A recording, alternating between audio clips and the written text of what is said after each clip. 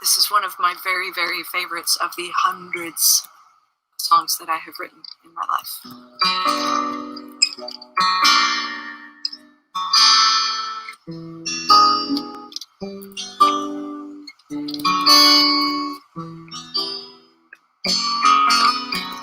Geo goes wild, cloudy skies, lights go down, no sunrise. Temple burns, mothers weep, trickster guard my fitful sleep.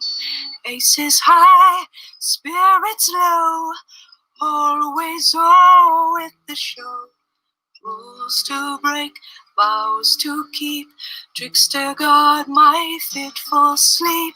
Poker face, sucker punch, amazing grace, naked lunch, battle star, quantum leap, trickster guard my fitful sleep. Spider song, rabbit silk, jackal purr, raven's milk. Fairy tales softly creep, trickster guard my fitful sleep. This building that I'm standing in, recording in, my studio,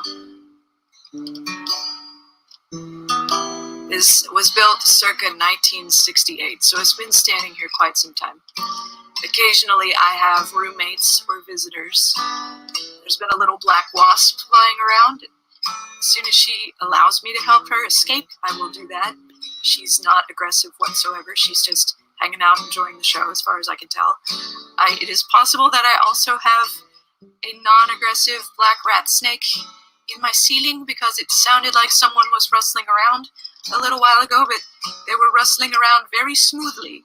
So if she would like to stay and eat some mice, that's absolutely fine. We can totally coexist.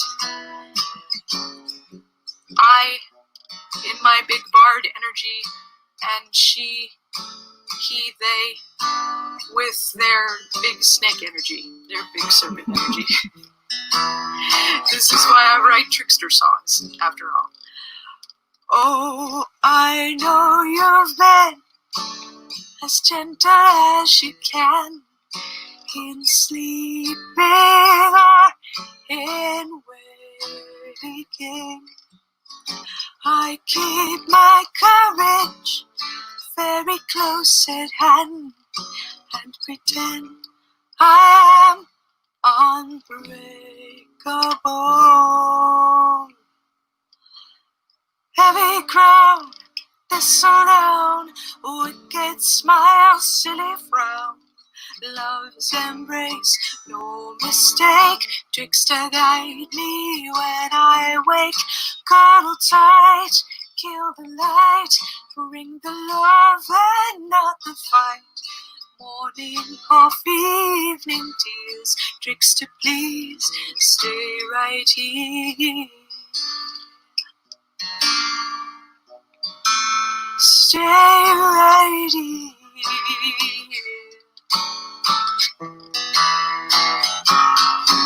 Oh, I know you'll be as gentle as you can. I'll be at my bravest.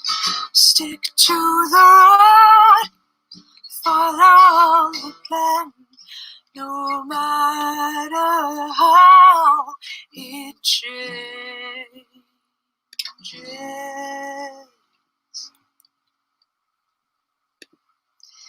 Perhaps in these uncertain times, a prayer to the unpredictable is something we can cling to.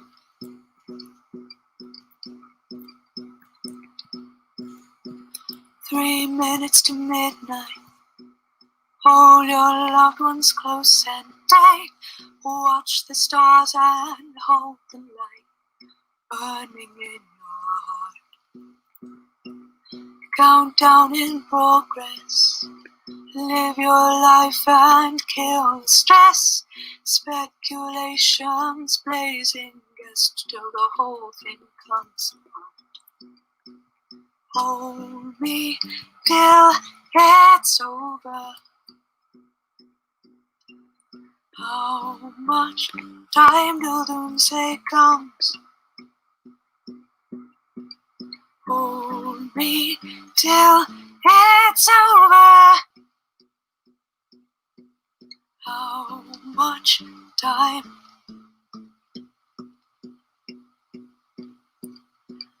Too young to know better, old enough to stand and fight. Watch the stars and hold the light till it swallows up the sun. Got it down to a science. Destination recompense.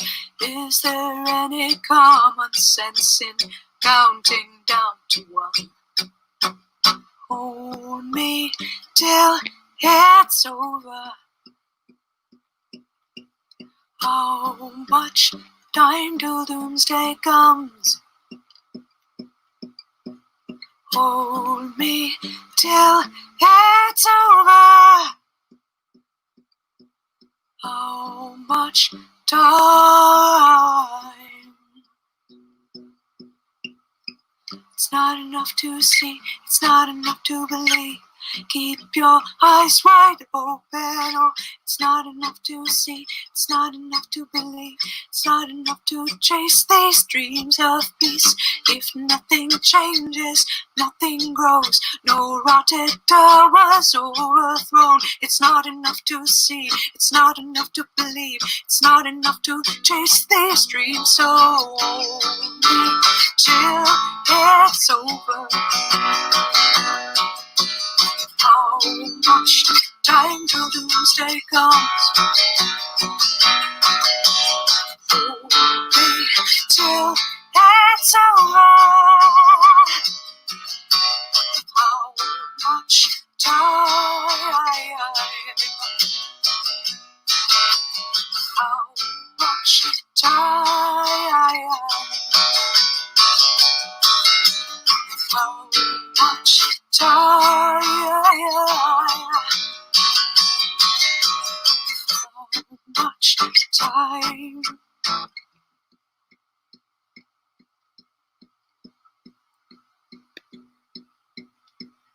3 minutes to midnight. Hold your loved ones close and tight. Watch the stars and hold the light burning in your heart.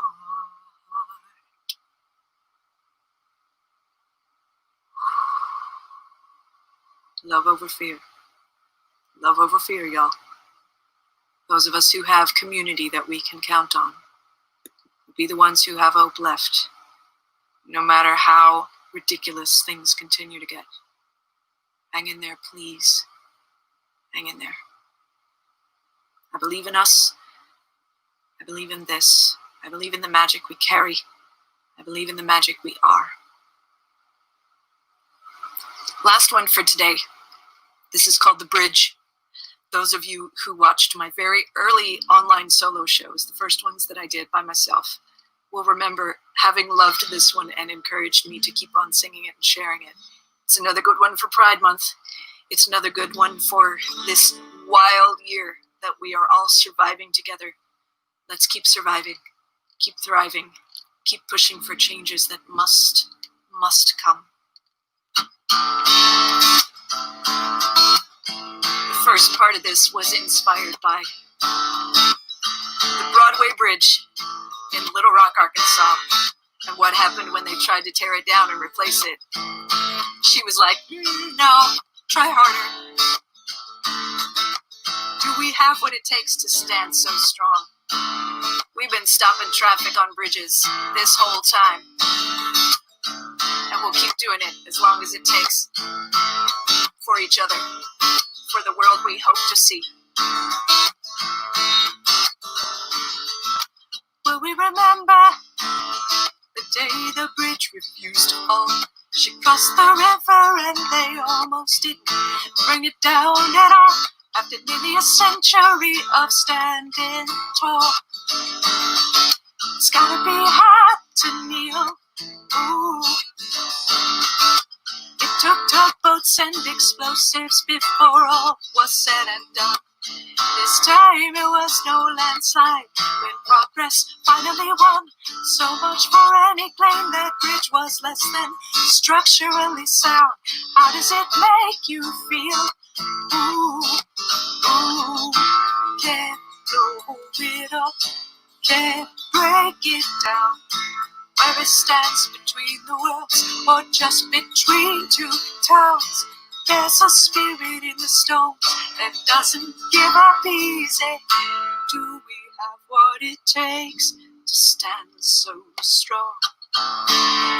Ooh.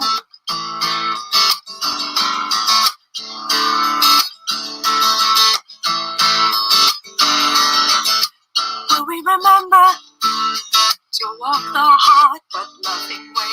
Will we tell our children that we marched together that day? Gotta carry the message no matter what the textbooks say.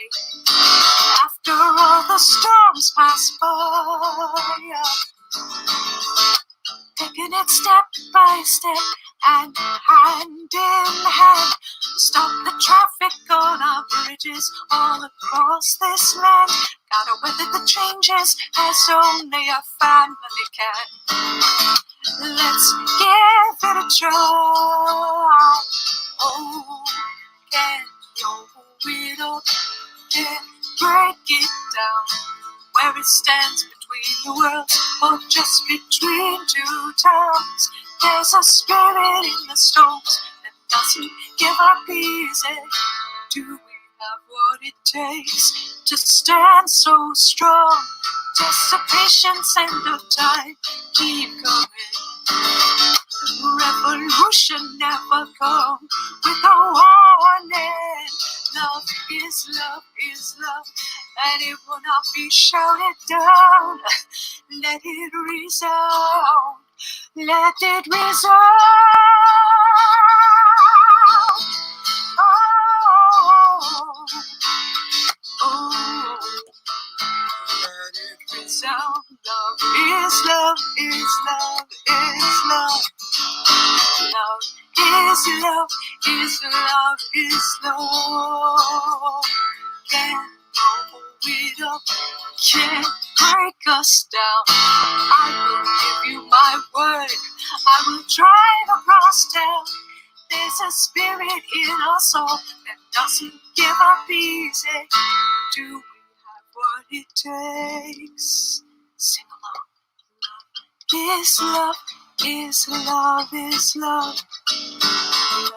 Love is love, is love.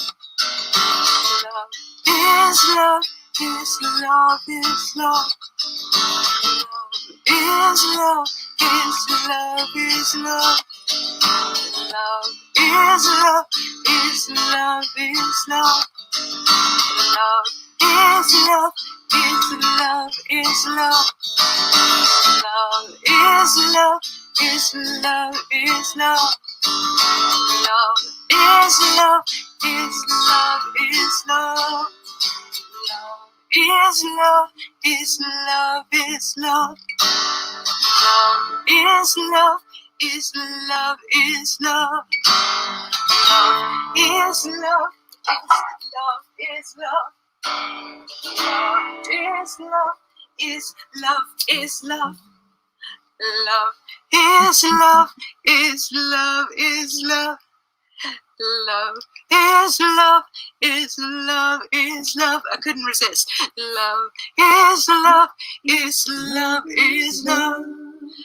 Love is love, is love, is love. Let it resound.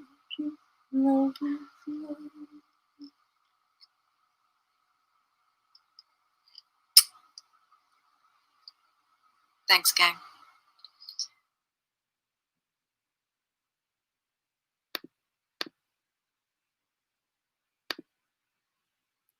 Wow. Oh my gosh.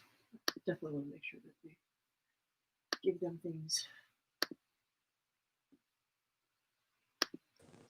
Wow, everybody.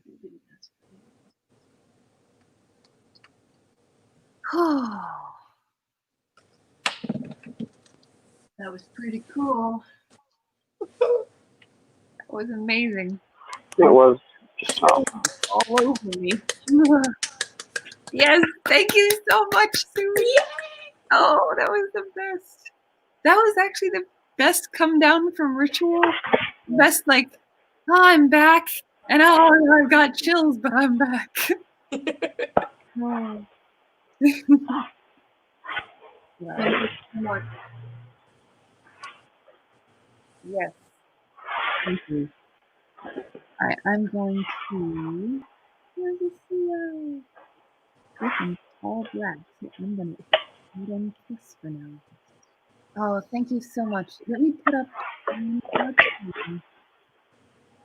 where we find those awesome things. What are your things? Wow.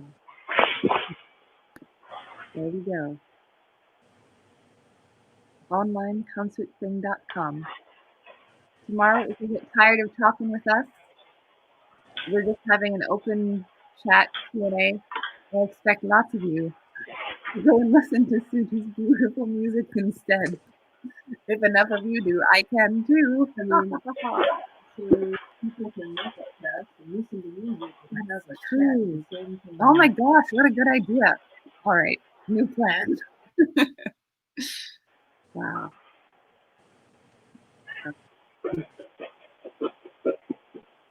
How's everybody doing? good. Pretty good. Suppose I could say words. Tired. Yeah. It's like Saturday evening of Gather. Go figure. I don't know how that happened. I feel like it was just Thursday and I was like, oh, there's so much to do. How are we gonna do it all? But now most of it's done. It's fine. Oh wow. Yeah. So this Around is your side, dear. good deal. Good deal. We get even more lovely faces in here. You don't have a hat for this session. I can. How many have you worn so far? I believe this will be number 5. Could you turn Nice. it behind you, my love? Because otherwise my face is completely dark. I was saying, now we can't see your lovely face. There we go. Like magic. Love is love is love. It was really hard not to sing along a lot more. Love is love. I mean, that's like when she does the concerts at I events know, and stuff. they're Like that's so the whole point. good Is to like sing along. you get to sing along, and you get to do like extra harmony and stuff, and it's very interactive. But my favorite of her songs is still she tells the story of this bayou mermaid. You watch the Facebook stuff. I think the Bayou Mermaid one is definitely my favorite, but I'm biased. Yeah, Bayou biased. Yes. Oh my and I mean goodness. maybe it was because I saw her do it live, and like she embodies the character. She just walks around with a guitar, but like she does this thing with her hips and her legs, and you can tell that like she's actually got fins under there. Oh yes. Any year that we can get Vestry Tucker to come together is a good year in my book for that to happen. Yeah, there's so many good songs, so many. And so many good conversations. Ah! Enough, Dad, enough. Oh my goodness. Yeah.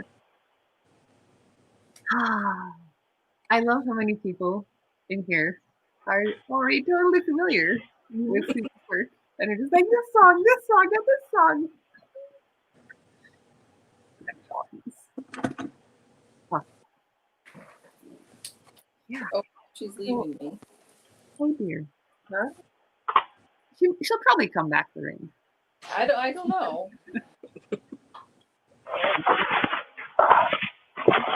So we've had a ton of really good conversations today already. I did not keep track of all the questions we didn't answer because I'm very clever that way. I might remember a couple of them. There's something you actually didn't make a list of? Oh no. I mean, they can just put them in the comments too. We can get Yeah. them out of the comments. I mean, Yeah, I've got some. there was the like magic with that visualizing when you are Aphantasic. aphantasic, yes. When you experience aphantasia. So when you don't see things with your mind's eye in that way. Do you want to just pounce on that one since it's here now. It's with us somewhere. There's a Remy here. Sure. So during the magical path, someone had asked about what do you do if you're aphantastic. Yeah. That's one of those words I've never heard someone actually say now, come to think of Yeah. it. See? It's tricksy. But aphantasia, which is the term that's going around now for not having an inner vision of any sort.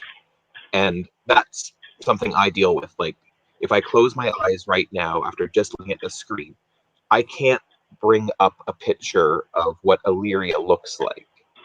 But I could describe Illyria. Like, I know what Illyria looks like. It's black when I close my eyes. And it's like that with a lot of my energetic perceptions. And it's really awkward because everything's always described as visual. See this. What do you see? And that's not how I perceive things. Like, I try to use the word perceive rather than see or visualize, because it leaves it a bit more open. In my case, I tend to perceive stuff just as data. The analogy I usually use is I tend to perceive stuff in the way a lot of people describe, like, remembering stuff from books. Like, before the Lord of the Rings movies came out, most people probably didn't have a vision of what Bilbo's Hobbit hole looked like, but they probably remembered it had a round door, low ceilings and stuff like that. And that's how my perception and my, like, this life memory and all that operates too. I can't close my eyes and see my childhood bedroom, but I could, spend the next 6 minutes describing it because the information is there, just not perception.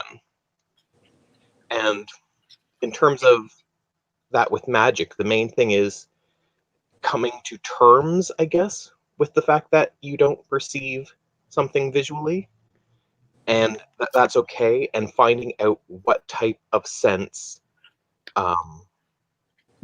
you do perceive things as. And I think Zosh had started to talk on the way that some people use different senses, and often it's the same sense that a lot of your memories take the form as. If your memories are very auditory, your perceptions are probably going to be more slanted towards auditory. If you remember stuff visually, you probably will see stuff. And a lot of it is just learning what sense you use, and then from there being able to trust that personal language. And it's definitely something that's sometimes weird to talk with people about. And even now, I will sometimes say I see things because it's so much easier than trying to explain stuff. Because, like, I would go to pagan events and people would be doing, like, what do you see in this person's aura game? And I would, rattle off details about the person's life, and they're like, oh, so how did you see that? I didn't, but is it right? And then it's just to the point where you just have to say, this is how I do things, I guess. Yeah, I try really hard to, like, change my language, but just hearing you talk about stuff, so I am so incredibly visual. When I read a book, I no longer see the words on the page. When I'm writing, I no longer see the words on the screen. There's a point where I drop in and I am in a full surround sound, wholly visual, like whole experience of, like, being in the movie. So, like, I know exactly what, like with the Shadow Side series, it plays out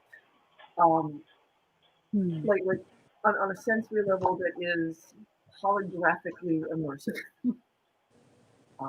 And the thing about our brains is we live in them, and unless we talk about how our experience is and hear from somebody else that they don't experience the same way, it is human nature to assume that there's nothing unusual or atypical in the way you experience it. So you assume everybody else does too. Right, you sort of assume that if you think of things one way, there's like parallel concepts, and maybe they sound a little different. But it's like those when you're reading fantasy books and you're like learning a new system of magic, but they're not explicitly describing that it's a system of magic, and you're like, wait, how did that? Oh, like there's a moment where you realize that something more is going on. And once you like pinpoint a little bit what that is, you can figure out a little bit more of like how it works for you. There's actually a conversation with Theo and Kes that did it for me. I remember. Theo was saying that, like, thinking about the ways you perceive things now in this life usually translates. And you're not the only person who has said that to me, Theo, but something in like the conversation we were having and the way we were talking about it just like made it click. Yep. Like, oh, so if I'm good at like finding directions now, maybe I should look at that for like how I magically. Okay, cool.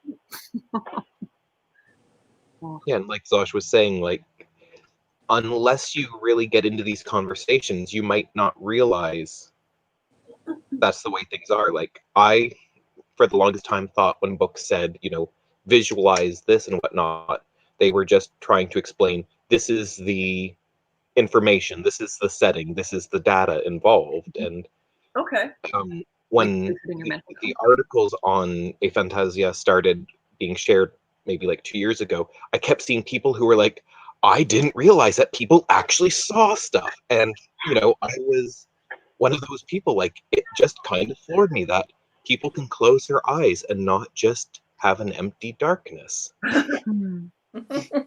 I was completely astounded. I think it was only a couple months ago. I guess I didn't realize that people didn't see things when they closed their eyes. Like I honestly thought that what I saw was normal, like Zosh with the fully immersive, seeing all the things, and you hit a point in a book where the character's nauseous, suddenly you're nauseous. Like I thought that was normal. Gosh, that sounds uncomfortable. Or like doing exercises. Like I would get bored at home in Hinckley as a kid, and so I would imagine a piece of music I was familiar with and replay it clearly enough in my mind until I could almost like basically hear it with my ears. I'll do that with movies when I'm bored. I will just literally just replay the entire movie in my head. I'm like, oh, okay, I can just rewatch everything over and over again. It's why I don't rewatch or reread much of anything. Like I have such a hard time because like I see the first little bit and then the whole thing is just like, boop, and there it is. Actually, it helps with my ADHD, so it's hard for me to ever focus on one single thing. But if I watch a movie in the background, I've already watched it in my head, so I'm basically just filling in the sound and the pacing. But I can also do other stuff like read a book or do something, and I don't know, it helps me focus.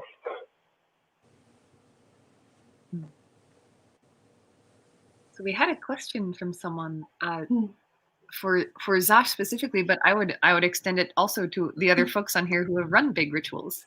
What's it like running a ritual for a lot of people? I will say it's different doing it long distance. And when I did the first connection ritual, it was really I knew it would be taxing because so when everything happened and right before we all got put on lockdown, it was the week before House Keperu had one of its seasonal rites.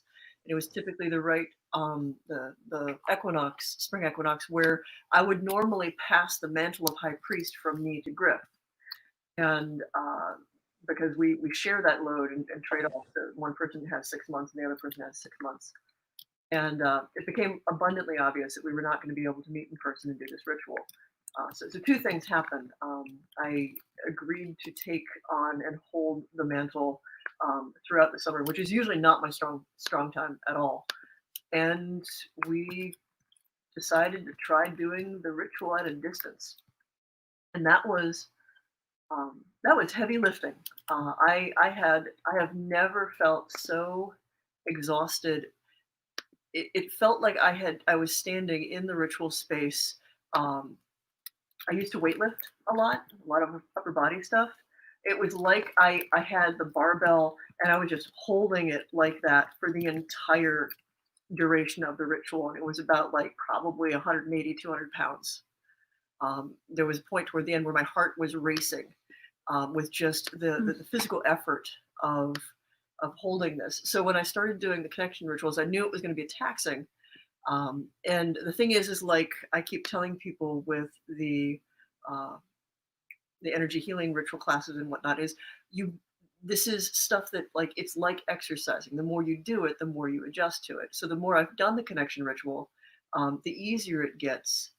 There's still a point where my hands get really hot and tingly, and like I can see and feel everything, and I can kind of like I get like little pings from different people, bits of imagery, bits of emotion, and I normally read that when I do classes or when I do rituals to just get a sense of like what I need to say next or what I need to address. So like there's a little bit of like flux and flow. So the shape of the ritual is always influenced by the people who are participating in it for me. And yeah, I will say that long distance stuff is more challenging for me. When people are in person, there's a little bit less heavy lifting energy wise, and trying to like kind of hold everybody else up so that they can reach that space, because not everyone knows how to find it yet. The other thing I found is that the more we do the connecting rituals, the more people are familiar with it. So the less kind of like I need to kind of like give people hands up to get there, and the more it's just use the words and use the intent and just light it up.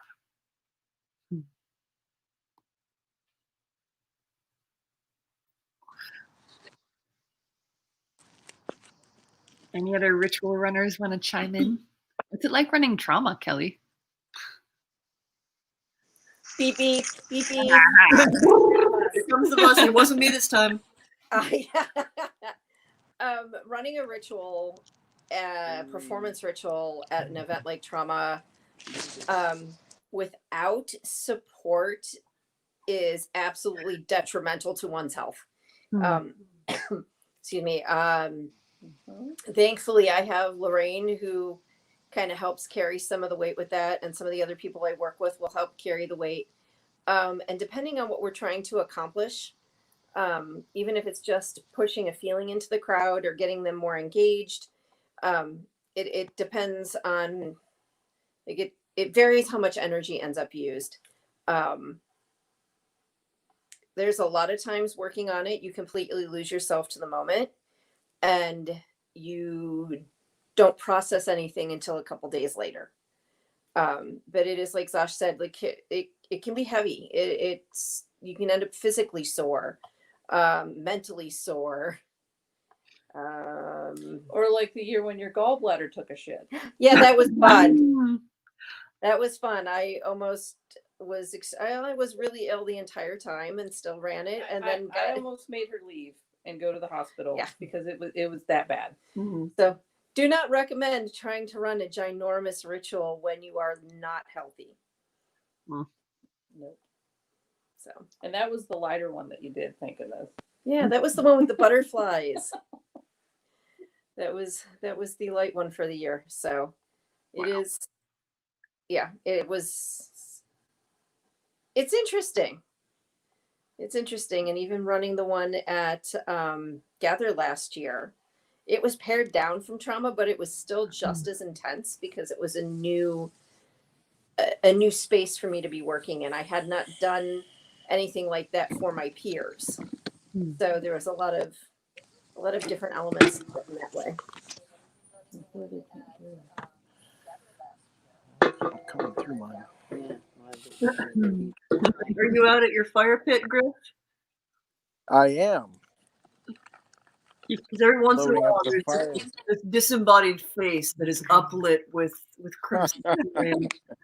It's so good.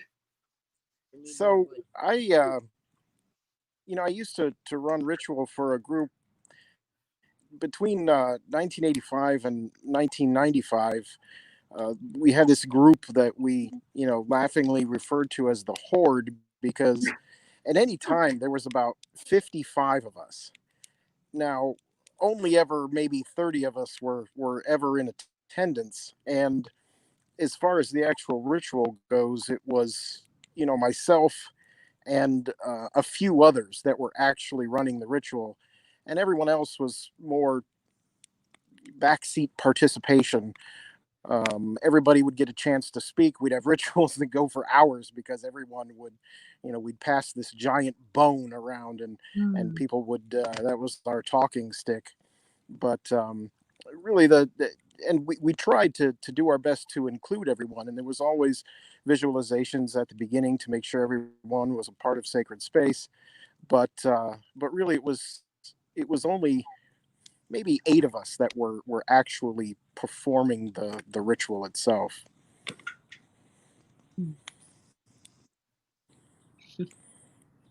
Oh. Yeah, I'm jealous of Griff's fire pit too. It has actual chairs around it, not just stones. Stones to sit on. They are part of a labyrinth and be okay. Yeah. Also, food. I mean, Skyrim is definitely a good choice. It so is. That was one of the first video games I ever watched a friend play. It's a good game. It's fun. Like, get immersed in a world. Like, this is not New York City. It's cool. I'm trying to think of what some of the other like. Yeah. My brain's I know, mine too.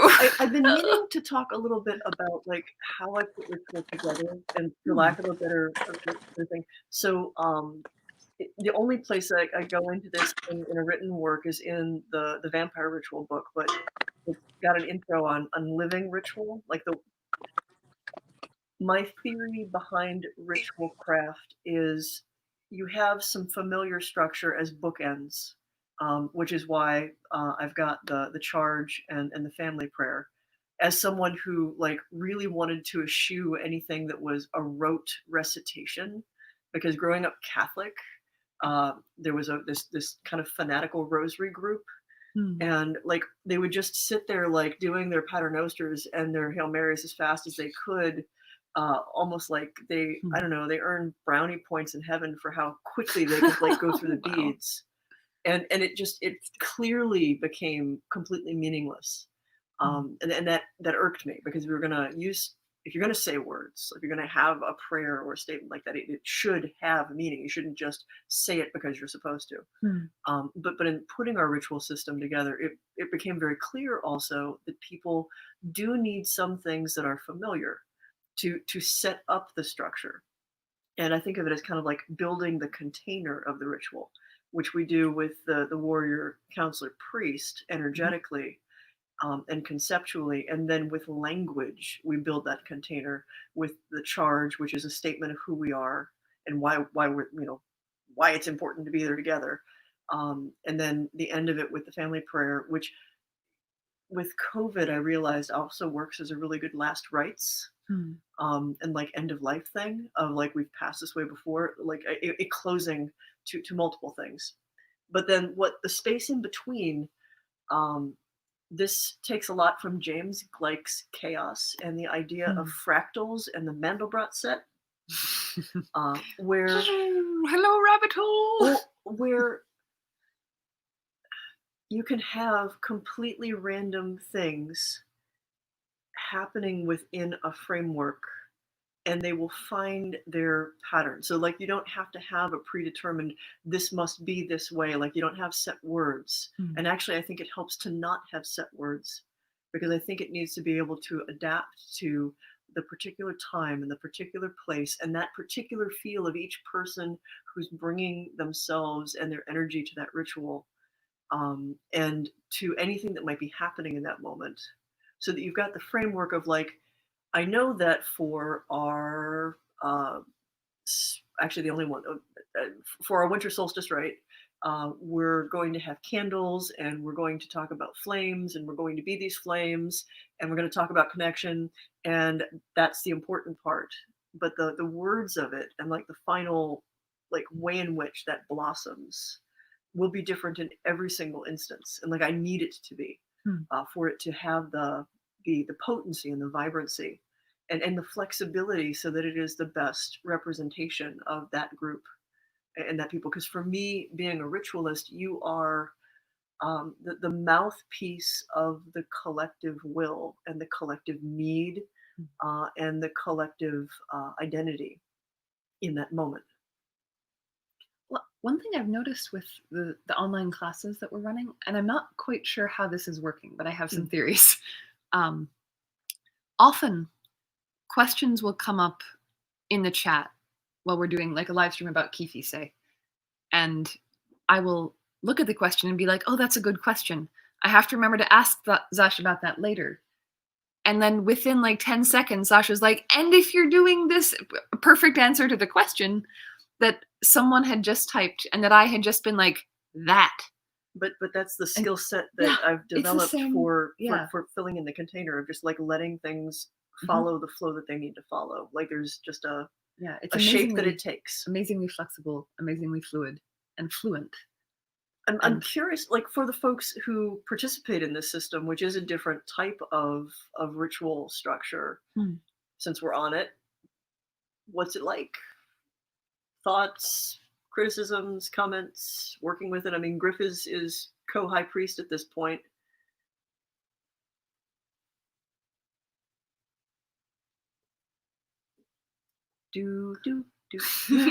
I mean, I was actually partially answering that question, but partially also addressing Sybil's question about comparing running ritual to performances in theaters or concerts.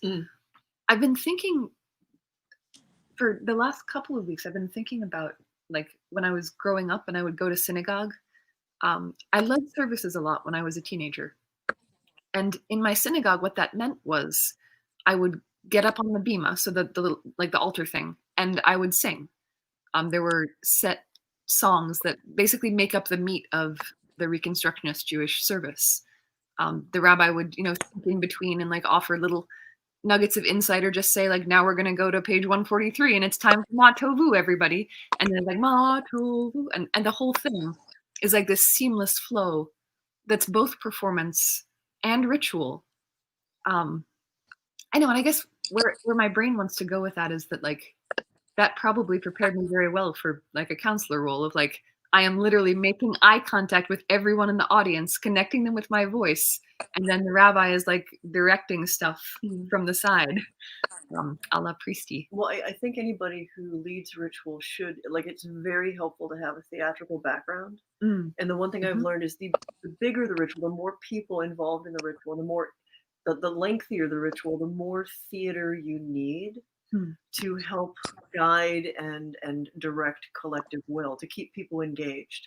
Because like left to my own devices, I pared down everything. Like I didn't want any of the tools. I didn't want an altar. I didn't want god and goddess statues. I wanted none of that shit. I didn't want to have an athame or a wand or whatever. Like none of it. I thought it was a distraction. I guess I'm the Protestant.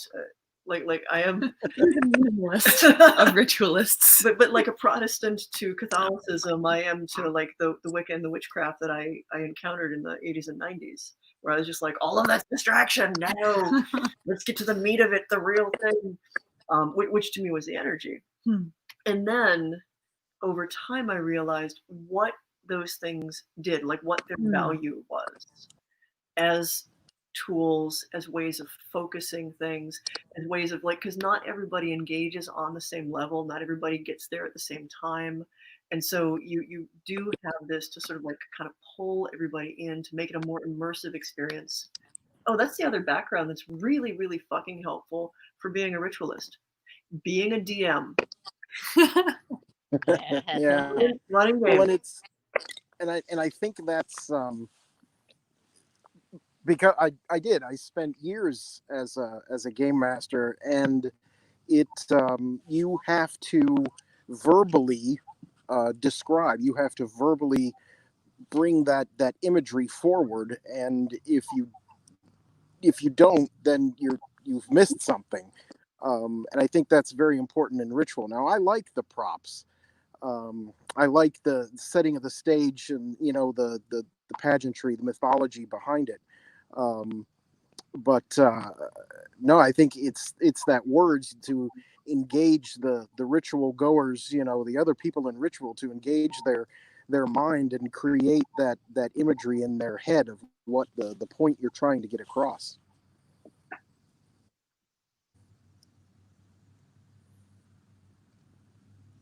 Oh, there's so many questions now. Yeah. It's great. I'm gonna send the bus towards Kelly again because somebody asked. How would someone get into performance ritual? What was that? How would someone get into performance ritual? I think the way to begin answering that is, how did you get into doing performative ritual at like these events? And completely by accident. Wow. Because no one else was. I mean, honestly, there was a group of us that, you know, started meeting, and we would talk about what we believed in, but there was no ritual for about, I'd say, about 2 years. We were gathering on ritual days, but there wasn't actual ritual. We'd sit down, we'd talk about a lot of stuff, and that was it. And finally, I'm just like, what's going on? Why are we doing it like this? And I said, well, next one, we're having ritual. And that was, and then from there on, that's what we did. So there was a hole, and I filled it. Yeah, that's, I see that face. Oh, I'm amazed at how little strange innuendo we've come up with so far this weekend. Challenges. I think we're actually trying to behave ourselves on here. You're all welcome. yeah, right. So if you're being led in ritual, but your internal compass points you in a different direction or leads you to a different place, should you follow your internal direction or bring yourself back to the ritual as it's being led? I know my answer, especially because when I lead like guided meditations and stuff, like I always give this caveat of, if you go somewhere else, then just fucking go there, because I'm about as independent as they come. But anybody else, like if you're participating in the ritual, do you follow where you suddenly want to go, or do you feel like you're obligated to like try to pull yourself back in with the rest of the class? I rarely feel obligated to do anything. Surprising no one at all. But no, I feel like unless my participation is something like, if I need to be speaking words to make the ritual happen for other people, then I will do that. But if I'm a participant who's going to be silent otherwise, or like I'm not integral somehow to the structure of the ritual, I will do whatever the fuck I want, because that's what something is telling me needs to happen. Like if you're leading a ritual and you say go left, and I'm like, left is suddenly a spiral of doom into some unknown space, of course I'm going to follow it. Like, that's interesting. I can't not. I mean, I could not, but where's the fun in that? It's gonna be boring. It's so boring. Zosh is, even before I started doing the light side of the year, Zosh has been always very receptive to that moment where I go, can I have a word? And yes, absolutely. And then I'll say something that suddenly, you know, leapt into, you know, my brain that needed to be a part of this ritual. And it's been really nice to be able to do that, to have that voice. No, that's why like living ritual is so important to me, because it needs, sometimes spontaneous shit happens, and also sometimes you have a plan going in. Like I do this all the fucking time. I take an interest for it, where I'm like, I've got a pretty clear idea of what I'm doing, and I get into the space, and I'm like, no, actually, I need you to go do this, and you to go do this, and I'm glad that I've got a group of people who trust me enough to just be like, okay, cool. As opposed to like freak out because suddenly they are being asked to do a thing that they had not been warned about. And like I would have no way of warning them because it was completely intuitive and spontaneous. but following that intuitive leap, like sometimes something speaks through you. Sometimes you are just feeling like where things need to go and being open enough to just run with it. Has always taken me to really interesting places. And by interesting, I mean useful. So, a quick story here about the first ritual that Zosh and I co-led. Okay, so it just happened to be one where I had to look at each person and remember their name. Now, Zosh knew damn well, I'm certain, that I was going to be unable to do that, because here I am, we're deep in ritual. It happened to be a particularly heavy ritual, and no one's name was in my head. There were sounds that were kind of name-like, but literally I knew everyone in the circle, but no names were present. That was amazing to watch that moment go across your face. Just kind of, well, screw it. Oh. Yeah, Yeah.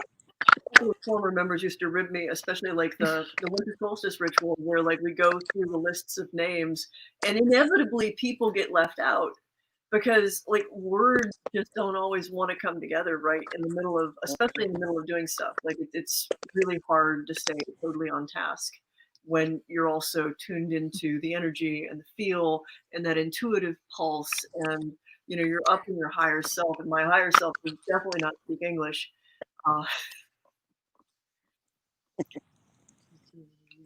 Kind of go ahead. Oh no, just kind of prefers to does not stoop to this paltry language thing.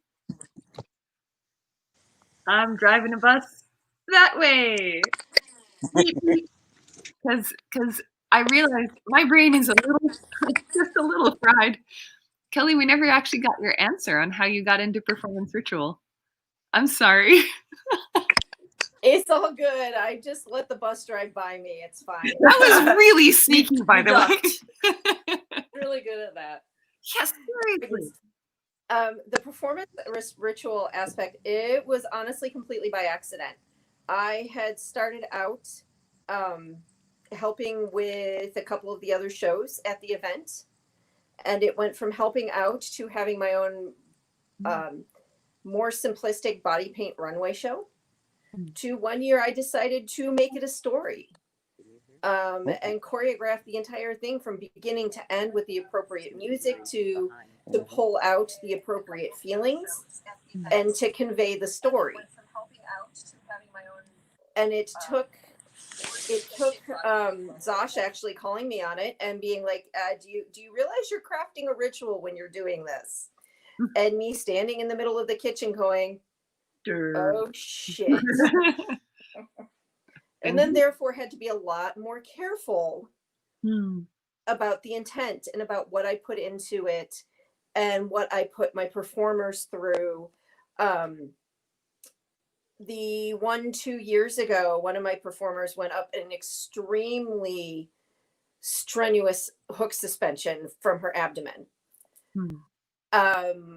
I ended up having to keep in touch with her consistently for like 2 weeks because it completely broke her, but in an amazingly good way. She's like, I am feeling things that I have not felt. I am dealing with things that I have not dealt with before. Holy crap, when can we do it again? And that's the thing is, like, people ask to be in Kelly's shows now. They feel honored to be in her show. And everyone that has been in one of her performances has had some sort of change in them. Some people have had multiple changes, and it's been wonderful to watch. Yeah, that's awesome. CJ, one of the performers 2 years ago, when we actually had a choreographed fight scene with her on hooks and suspending in the air, when we were finished with everything, she comes up to me and she goes, holy shit, I get it now. And I'm like, what are you talking about? You've been in my shows for years. She's like, that wasn't me up there and that wasn't you up there, and I get it now. And she will listen to me rant and talk about all of the weird stuff and all of the woo and not even blink. But she's very, like, she just accepts it and it's there. It's not like something she goes and seeks out. But it was amazing to have her say that and be like, no, I get it. When are we doing this again? That's fascinating. One of the questions, go ahead. I was gonna say, and her thing is like, what can we do next? Like, how do we make it bigger? How do we push it more? So that's kind of awesome too.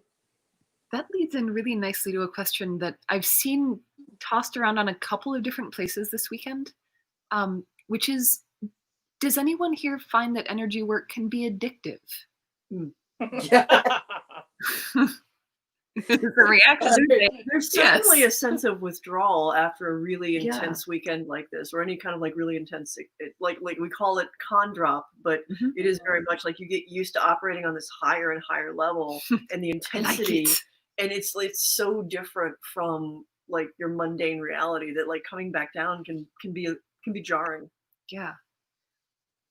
There's, especially with the things that I have run, there's also that moment where you really have to kind of check yourself, because you're like, no, I hold all this power. Look at what I'm doing with this. Ooh, I'm doing a thing and it's happening because of me. And if you're not careful, that initial onslaught of power can kind of kick your ego. And that's one thing you have to really really conscious about, is not letting that ego get out of control.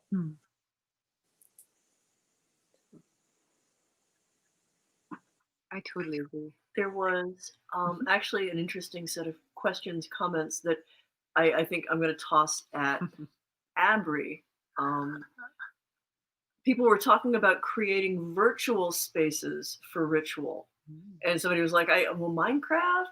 I think some people do that on Second Life. And I'm like, oh, I don't know. Some of us, I wish Duende was in the chat, because like Duende like literally was there with me as I performed rituals in the game multiple times.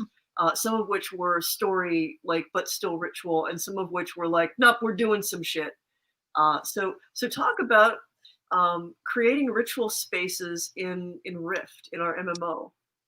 So I am a huge proponent of using virtual spaces for sacred spaces and ritual, because there's no rules. The rules of our reality you can break, and I like that. So the sky's more of the limit than even here. Within ritual spaces in Rift, I built a whole temple and had service in the temple, and we used that as a way of triggering past life memories. Alternatively, I get called into Second Life pretty often to hold rituals for groups of people that barely know me, because every time they happen, huge things end up happening. I will usually come in as some sort of dark goddess and wiggle my fingers and tell people what they need to do, and their characters run off in these stories. But what's really interesting is it impacts their lives, and then they come back and they want to do another one and another one and another one. So I absolutely think virtual reality is a perfect place to do ritual, because you're creating an avatar and you're stripping all the insecurities and stuff off of your physical form. If you have them, you're able to separate that and put it into something that you craft and create, and then enter into that world exactly how you want to look and present. And at that point, then your imagination can run wild. And it's just a really rich environment to build a ritual and have an experience that's so immersive that you'll remember it and recount it for years after the fact. Herrick used to joke, because we both were computer gamers, that I'm an avatar playing an avatar. But the funny part about that, or actually the not funny, the serious part about that is, I find those virtual spaces are a lot easier for people to achieve suspension of disbelief. Yes. Role-playing spaces also. I used to run massive 250-person Vampire the Masquerade White Wolf LARPs at conventions like Gen Con and Origins. So this was like from 95 through 2000. And although these were absolutely games, in order to wrangle that many people and create a shared reality that would last from Thursday till Sunday, I absolutely used all of the techniques that I had learned from Ritual, which was setting space and creating that shared reality. And I learned at one point, like, how well it worked is there's a French school teacher who she was a gaming family. So it was her husband, and her 2 kids were all gamers in these games. And she, fantastic friend, about maybe 20 years older than most of us. And we were over at her house, just like sipping lemonade, talking about the game and just kind of going on about stuff. And mind you, we're in the convention center in Columbus, which this one area was just, it's open, there's glass, there's this enormous escalator. It's not at all like a darkened, gaslit street in Providence, Rhode Island. And yet, what she was recounting from this one scene, she started describing what had happened, and her son and somebody else had chimed in with certain things, and where a person had been attacked and where their corpse fell, and there was a specific landmark. And they're like, oh yeah, well he grabbed onto the street lamp and just like slid down, and then they realized that there was no street lamp, but everybody had seen it. And just sort of like watching, because the other thing is she was not, well, she was sort of like woo adjacent, like she was curious, but her husband was a chemist, her son was like super sciencey, so like the whole family was like not about that. And then she's like, oh, something else. Did you do that? I'm like, maybe. I mean, I knew exactly what that street looked like, and yeah, I projected that stuff on there, but it was neat to see that other people saw it. Like, I just did it for frame of reference. Like, it's just something that you start to do to set up space like that. You make the space, you give it shape. Building on the virtual space thing, I was just quickly trying to Google it, but I couldn't find it. But actually, even in the late 90s, the Dalai Lama had talked about this as a possibility, because he was equating cyberspace with the Buddhist space element, and that, you know, cyberspace is something that is inherently both empty but full of potentiality, which is the basis of a lot of Buddhist rituals are kind of built on that concept.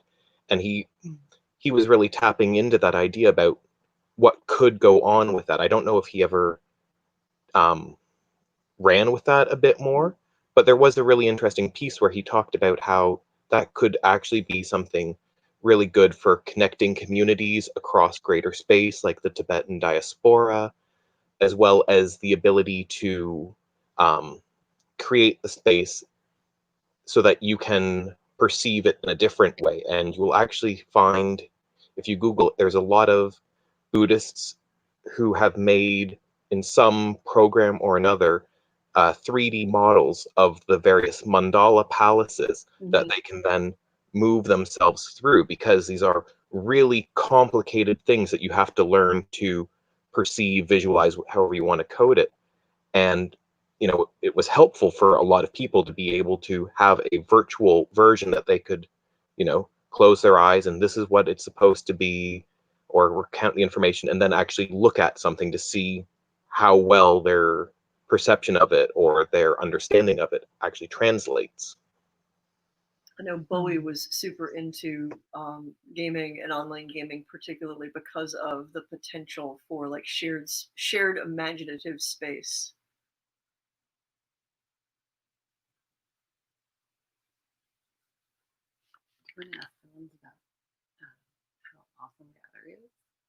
Oh yeah, actually, yeah. Somebody asked, like, is Gather always this awesome in person, or this interesting? Interesting was the actual word. They'd never been to a physical Gather, and were like, "Gosh, this virtual Gather is kind of fun." I have heard from so many people over this weekend that this feels a lot like a Gather, like an in-person Gather. Hi, CEO, take it away. So it sounds terrible, but it's actually like, if you just imagine how much fun this weekend was and multiply it by like 10-ish, then you're at a real Gather. Like, it sounds sort of arrogant, but I was literally just having a conversation with someone who's gone to a lot of Gathers, and it was just like, man, this is nice. Gather's so much better. So if you've had a lot of fun, it's really so much better. That's Yeah. all I have to say. Well, it's like there's so many conversations happening at once. And like now, we can have a conversation that like lots of people are feeding questions into, and it's like there's great energy and give and take. But like imagine that happening in one classroom and another classroom and on the patio track and with a couple people who just like got into a deep conversation and now they're in the restaurant like going at it, like just deep diving. And like that's the whole weekend. And also now Thursday night. Yep. The classes are good, and I look forward to many of them. The classes are good, and I look forward to many of them. But it's a lot of those conversations that happen outside of the classroom that I enjoy easily as much as the class. And this forum to me captures kind of the best of both of those worlds. We're having this, I'm looking at my friends' faces here. We're having these conversations, but we're also at the same time interacting with an audience. And I'm very pleased with the way this has turned out. But I do agree with CO that, standing there on the mezzanine or sitting down in the restaurant or even, in the classrooms, there's more that can't be captured in this forum. I definitely want to keep so much of this weekend, though. It has been so much fun. Agree. I know personally, as a person who likes to do lots of things, it is awfully tempting to not wait until August 2021 to have another weekend like this. Just throwing it out there. No, this is pretty cool. Well, we did used to have 2 a year. Right? Yeah, which is why this is the 20th anniversary, but I don't actually know which number of Gather it was, because it was There were a couple years at least where there were two. I think it we was had 4 years. 3 or 4 years. It gets a little hazy for me around 2002 because there was so much going on in my life with mom starting to die and discovering that hello, I'm actually intersex, and that explains so much, and all of the fuckabazoo shit that went with that. And relationship stuff and things. It's an interesting couple of years. Yeah, 2002 was I only learned after the fact that when you are super stressed and super depressed and whatnot, your short-term memory doesn't always work really well. Yep. I just thought there was something wrong with me. That I was feeling somehow that but yeah, so there's a few pieces that for someone who's got memories as good as I do that I'm just a little frustrated with. I'm I kind of know what was going on there, but it's really hard to piece all of it together. I've got some past lives that are easier to remember. Actually, that are easier to remember. I don't have that problem. Do we have any questions on past lives and whatnot? I know that's always a popular topic. I mean, I was actually thinking about how roleplay is a viable way of exploring past life identities, in basically setting up a ritualized space in which a person is able to aspect safely to work out parts of who they are, and especially entangled knots with another person when you've got a shared past life. I know you and Daps probably did that. Yeah. Avery, I know me and Daps were doing that in a couple of those spaces in Rift. As long as you are aware and check in with one another to make sure that you're not crossing into character role play story, that it stays real. Yeah, I mean, we cut to black a few times as we were this is crossing in the territory neither one of us really wanted to enter. But it was the door to which it was this is definitely a shared past life space. And we're okay, we should back out now. Fade to black. So yeah. I learned the role playing as past life work again by accident, because one of the former members, I wrote some stuff into a character history, realized after the fact that it was a past life thing for him, and just watched it just do this cascade trigger. And at that point, like we're in our 20s, so I just sort of face planted into it. But then kind of stepped back and went, okay, how do we use this responsibly? Because this is an incredibly powerful tool, but it could also be devastating if used incorrectly or if those boundaries get really, really fuzzy.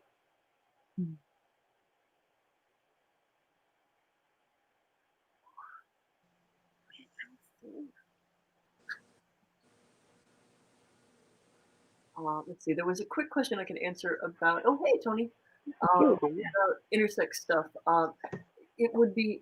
There's a couple of intersex websites that I would take a look at, because intersex is a biological condition, and it is a cluster of things, from chromosomal types to androgen insensitivity. So there's some of it that's physical, there's some of it that is chromosomal, there's some of it that can be just hormonal, and there's a few instances where it's like, congratulations, you came out weird and we don't know why. In my case, my grandmother took a drug called DES. It was a synthetic estrogen. For her, it was prescribed for premature babies, of which she had many. And it had catastrophic effects on multiple generations. So all of the children carried by the woman who was taking DES, and then all of the children of those women, and then they don't have a big enough data set of the next generation after that, because most of my generation of kids from DES are sterile. So fun times with chemicals. Because we are living in a chemical. In a chemical. Yeah, we're living in a. That's you what we're could doing. probably get away with a couple of bars of stuff, but I don't want YouTube just going like, you can't post that because one of us randomly hummed Material Girl. I was humming Chemical Girl. Chemical Girl. That's a different one. Chemical Romance Material World thing. Oh dear. Yeah, there. So many questions. Okay, yeah, we're really good questions. We have opened up the so past many life of can them. of worms. Actually, I think before we answer a couple of the questions with that, we haven't really addressed like how past lives integrate with House Kheperu and our belief system, and that might be a better place to start first for why it comes up so often, and where just all of the stuff with it. I'd like to have a couple of different people talk about how past lives tie into. I'm gonna turn the Keefy off. Oh man. Okay. I'm gonna turn the heater off for the moment. But yeah, what role does past life work play in the work that you do, either as an ally or as a member of House Kheperu? Beep beep. Yeah, beep beep at Lorraine. Haha. Okay. Oh, did Griff save you? Don't everybody jump in at once. What was the No. question? Okay. So, saved by the Griff. Past life played a huge part at the very beginning of my involvement with the house, because it was I was receiving like downloads, as I would call them, just brain dumps of information into my head, because as I'm present there and I'm hearing what other people are talking about, or just these other people being near that I have shared these past lives with, it was triggering. Every time I'd go there, I'd get another brain dump of information. So it played a huge role in discovering my place there and discovering things about myself. That quieted down after a while. It's not like I've forgotten any of it, but the brain dumps are smaller, fewer, further between these days, and so it's allowed a focus on other aspects of my involvement in the house. But like I said at the beginning, it was an extremely huge part, because it was just so in my face.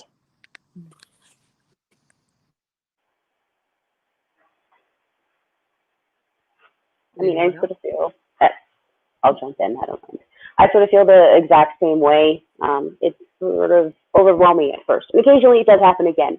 Some new aspect will spark, or a new past life, or just some change, and you can get those flutters all over again. But after a time, it's more, this is just another aspect of my life, as opposed to this new awakening, at least for me.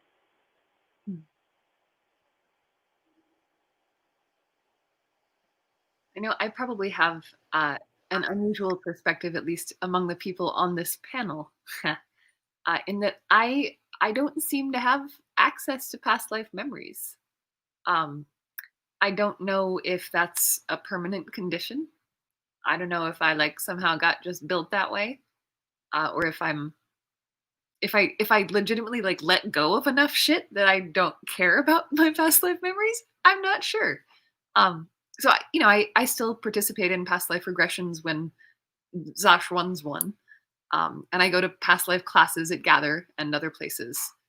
So far, it's totally possible that it's one of those things where like maybe I do in fact have them, and I'm just not seeing them for what they are. That has happened with enough other things in my life at this point that it's definitely a possibility. But I think it's also good to know that it's possible to do a lot of the magical work that we do and the shadow work that we do without necessarily digging into lives other than this one. I think that's also valid. So. I have sorry. I have a question. This is delay. Anyhow, so I have a question for anyone else who has done a lot of past life work. Is there a point where you just stop being as interested in digging in the past because you are just so interested in the now? And is that something representative you're just tired and need a break, or is it something more the now becomes just more interesting? For me, it was more about stuff was coming up and I didn't have answers for like what the fuck it was going on, where it was coming from, what did it mean, did I believe in it? And as I worked it into my worldview and came up with like, how do I feel about this?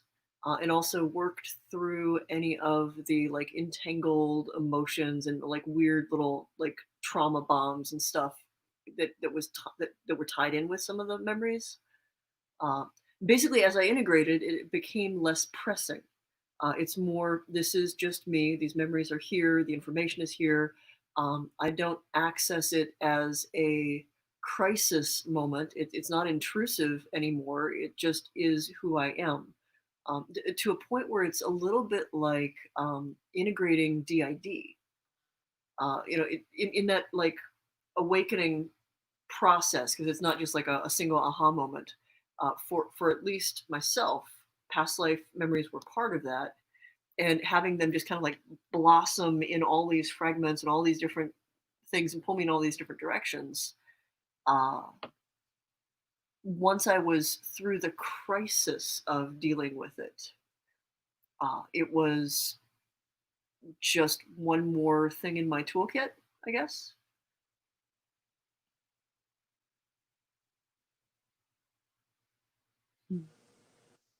I mean, like that was definitely something that I experienced. Was initially it was I met somebody and I get this huge dump of information and I didn't understand it and process it, and ended up, I think there was like 2 or 3 months where I basically did like a full graphic novel worth of information that fell out of me, just to get through it. But now at this point in my life, I like to mine my memories for information to inform my present.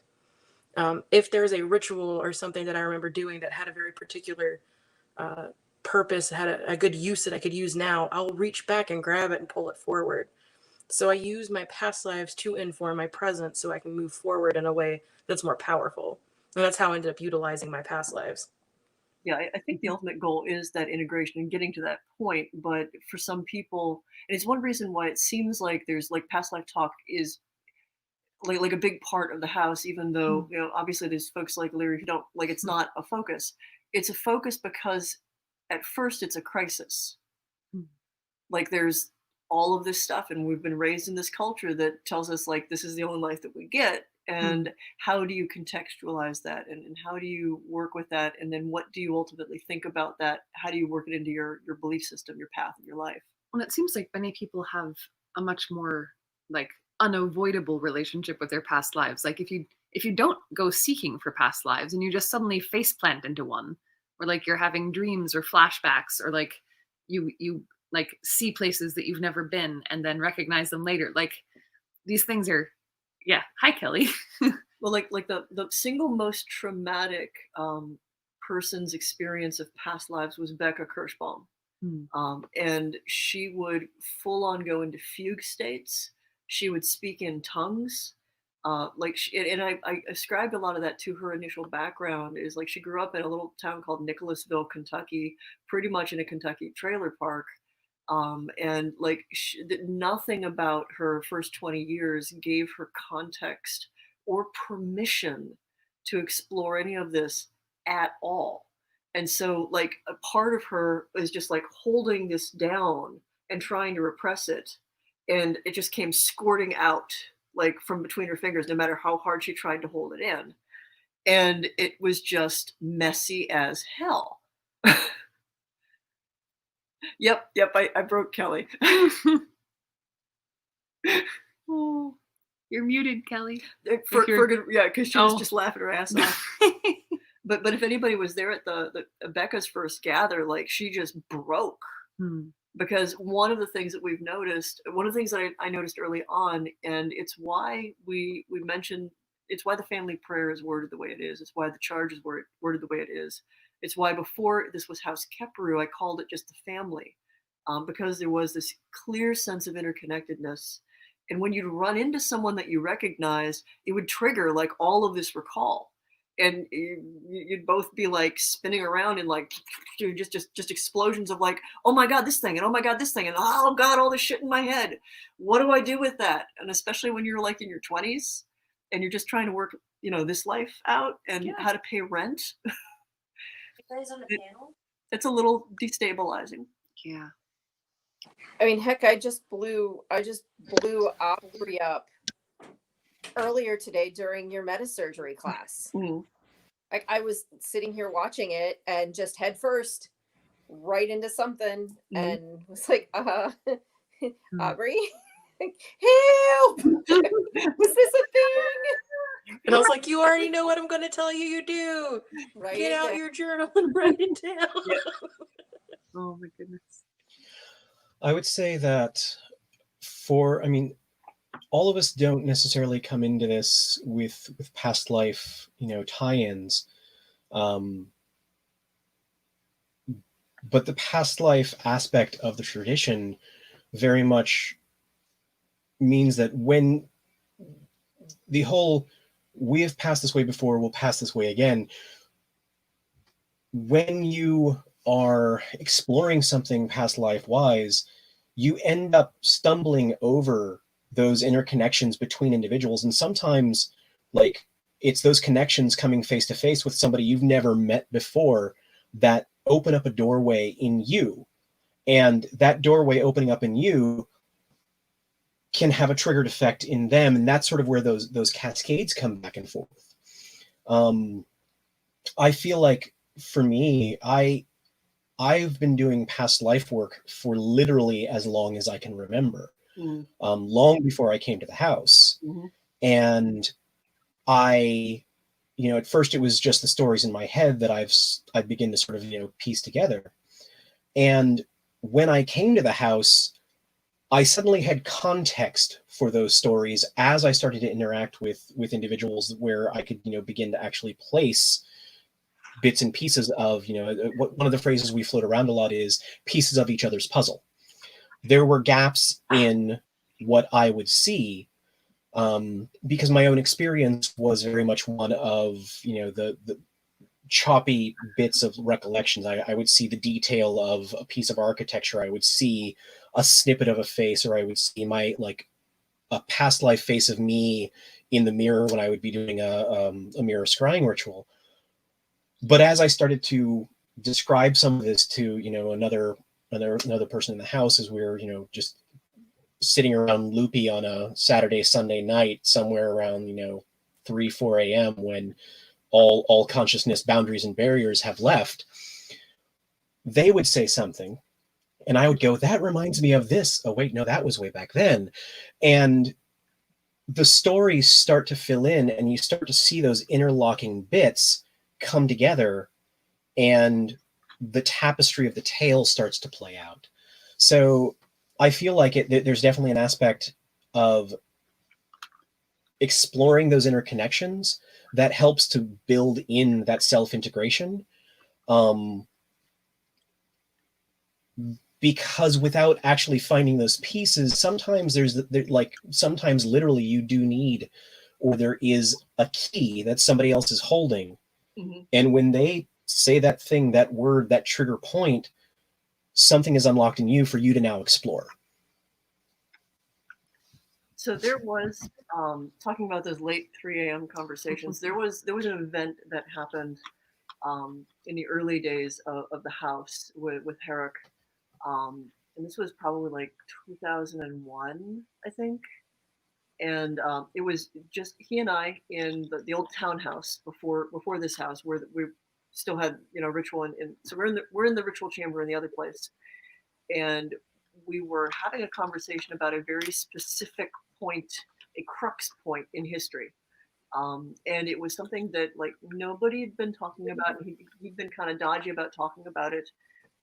And like this whole conversation unfolded because he was at that point, he's like, I just need to know that I'm not, you know, deluded about this. Like, here are these things, and like, give me some feedback. Like, I will tell you, because I have these rules of like, if you need to be able to ask me the questions before I answer about it. And most of like the deeper past life stuff, I make sure that I've got written down, so I just don't look like some, I don't know, predatory cult leader who's like, yes, oh yes, it's exactly like that, you know, just kind of like using your own narrative to kind of like pull you in. But in the course of the couple of hours of just he and I in the ritual chamber talking about this, we had a Yahoo group e-list, and as he was making connections, everybody on that Yahoo group who had connections to this particular past life knot started having conversations about it. And I mean, like, it just exploded. So there were like 5 different people who were like, there's this thing. Oh, and like, I need to talk about this. Like, it just, like, we weren't even in the same space, but that key unlocked and it still cascaded, like explosively. I don't know if Kess remembers that or was on the YouTube or the Yahoo thing at the time. Because this is back when like Dustine was part of the house and Neridus. And I mean, it was astounding because like I could look at the timestamp for like each thing that we had been discussing and go, well, holy shit, we really are all connected.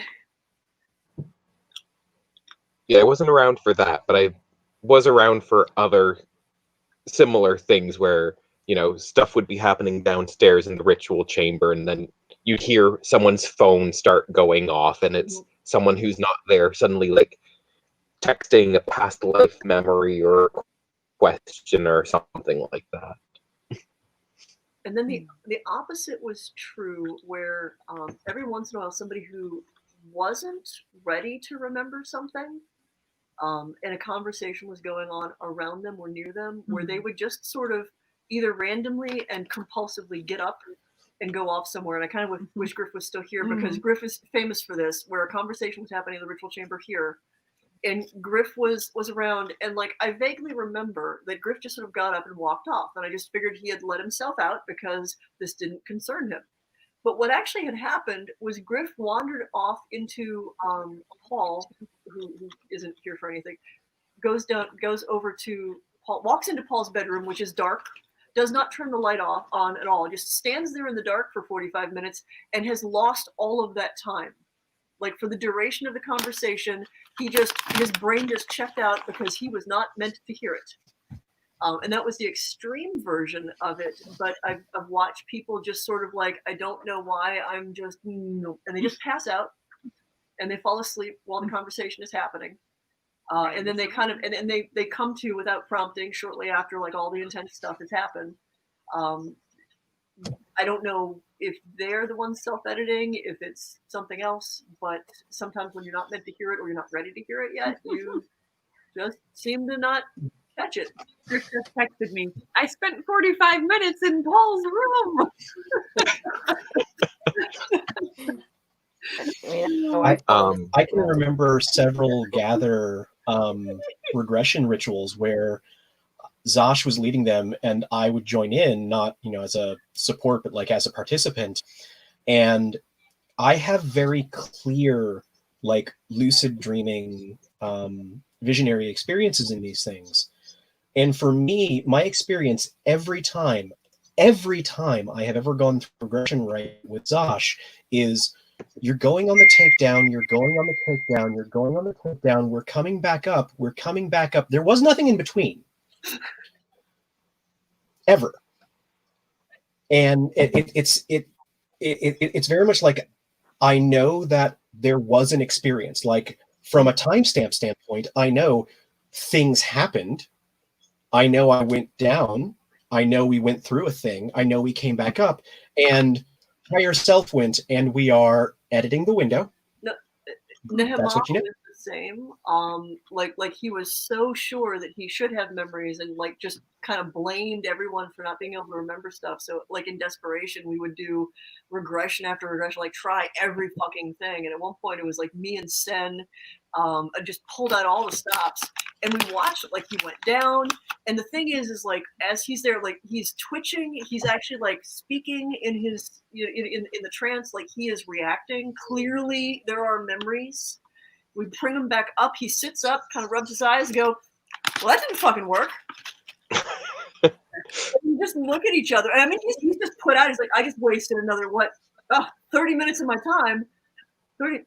But still, like, no, nothing worked. I felt nothing. I'm like, we watched you. Like, do you not remember screaming? No, and he thought we were lying to him. Like, he just assumed we were fucking with him. So, anyway, camera in the past. Right. Oh God, yeah. No, so much in my life would have been different if we'd had these just 15 years earlier. Anyway. There was one time with a former house member, and we knew we had past life ties, and I had suspicions on where and when. And there were a couple of times where she would like bring it up and like, okay, let's try to figure this out. And I would start and just say like little things like, well, I remember this area. And then she'd be like, nope, I'm not doing this. Mm-hmm. And then like 3 months later, we'd be talking and she'd be like, we should really try to figure this out. And I'm like, are you ready this time? What do you mean? Right? Do you not remember freaking out the last time I mentioned this? No? Okay, so I remember. Nope, not ready. And then I don't know if anybody else has had the experience where you end up having one of those conversations with someone and you're sharing stuff about a memory, and like you're there, and like the next day they have zero recollection of this conversation. You realize belatedly that you were talking to their higher self, who was perfectly willing to have a conversation with you, but the rest of them just noped out of the conversation. Did not come along. Yeah, and they're just not, like, Paul will have that happen occasionally where it gathers more often than not. Occasionally his higher self, people need answers that he actually like can answer. And like his manner, I've learned to spot when Paul's not totally Paul, but that like the higher self is driving the Paul car, because like he's just a little bit more assertive. He gets kind of twitchy, but he's also really intense, and he's actually like going out of his way to talk to people. and Paul's aspy, so like his preferred state of being is napping under a blanket, preferably with a glass of milk and cookies next to him, like just that's just wrapped up in his cocoon. And the thing is he's like he'll come to, and he'll have blacked out from it. He's like, well, I hope it was good stuff I was saying, because I don't remember anything. He's fond of saying my higher self is an asshole. And for folks who want to know, like the higher self, lower self, it's the language we use for the higher self is like the sum total of all of you. lower self, not lower as in lesser, but just lower down here, the sense of being here on the this now. Yeah, life. the this now here, feet on the ground, is who you are now. And there's a process of trying to get them to communicate and work with one another. And it's a weird process because you realize that you are essentially talking to yourself. And still there can be a disconnect. A disconnect so extreme that when I was first formulating, like really observing it, realizing that like if I were still Catholic, I would higher self stuff like would fit all of the check marks for possession. Every single one of them, up to and including knowing languages and information that you hadn't been exposed to before, a change in manner, a change in voice, like just right on down the list. And yet you're being possessed by yourself.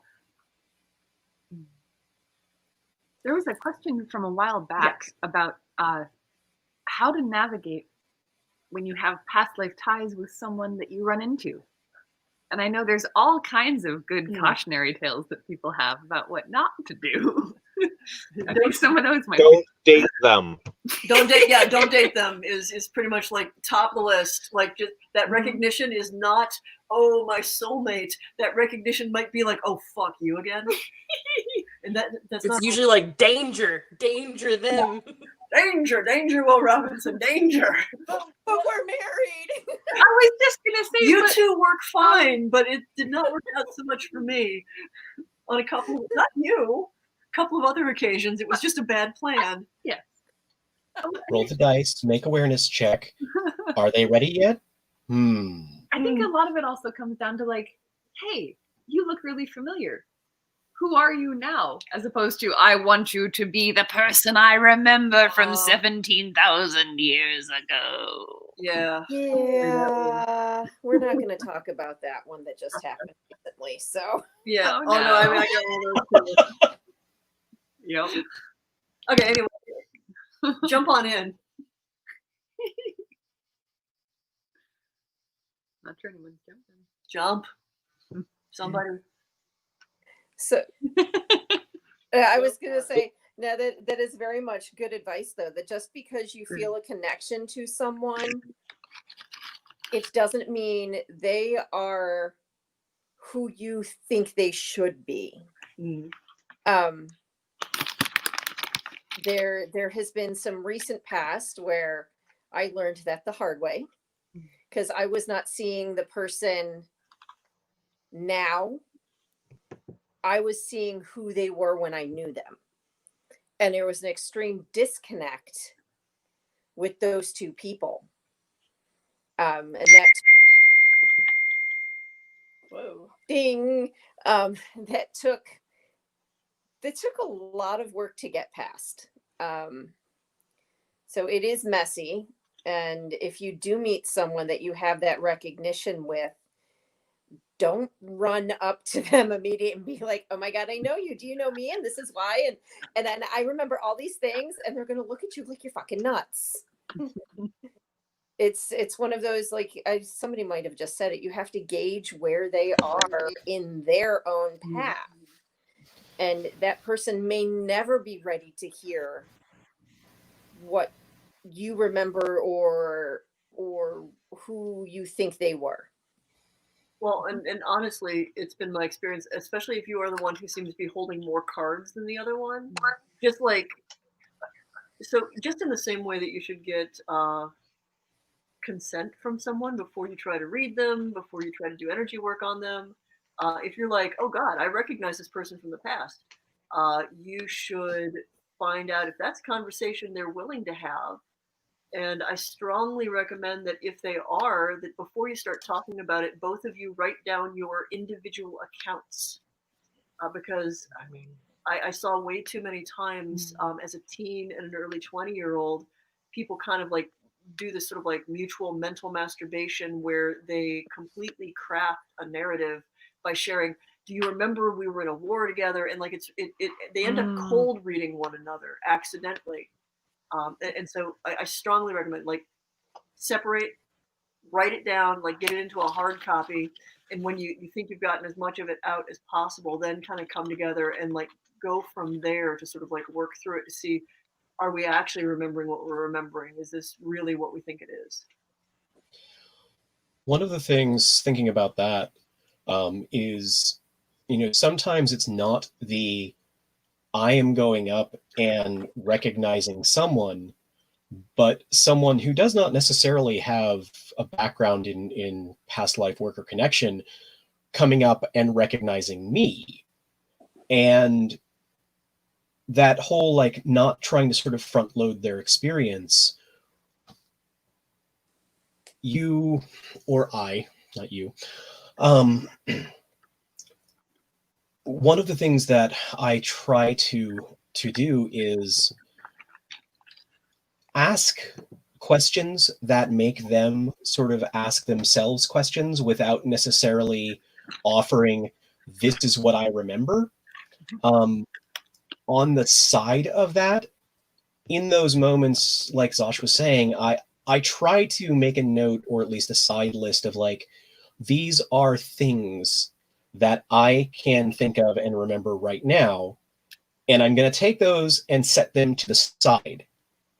I'm going to put them off to the side and like, sometimes even if possible, like, put them into an envelope and date that envelope, so that later on, as that person is, continuing to explore stuff and begins to come out that, wait a minute, I think I remember a connection. Do you remember a thing? Being able to sort of offer a little bit of that validity to that experience by not having had the conversation where you're saying, well, this is what I remember, therefore, potentially taking over or salting the experience for them is sort of what I come up with. But saying, okay, well, generally, I'll speak in terms of generality. This area is sort of where I have a thing. I remember this kind of experience. I remember this kind of environment. When those detail points come out that do begin to align with those things that I've written down, then I can say, okay, so you remember when you first started asking me these things like 5-6 months ago? Here's this thing that I wrote down then. Take a look at this.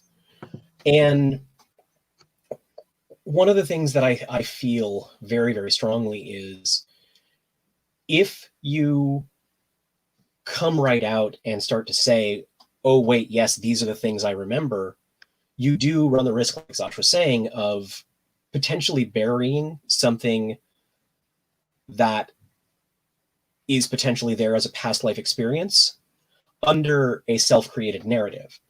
And so taking some of that distancing from that and allowing, the individual to come to an understanding of their own narrative first before offering what you experienced as a corroboration, can sort of help to cement that integration without it going down, rabbit holes that sometimes need to be sort of like unpicked to get to the actual core of what somebody was remembering, if that makes sense. Also, to chime in, I was the person we're talking about when the first person I met in contact with the house. I had no concept of what the house was. I knew about Michelle vaguely through TV shows at the time, but more or less I was that person of like, wow, why are you so familiar to somebody who was affiliated with the house? And at that point they were like, let me walk you through this process.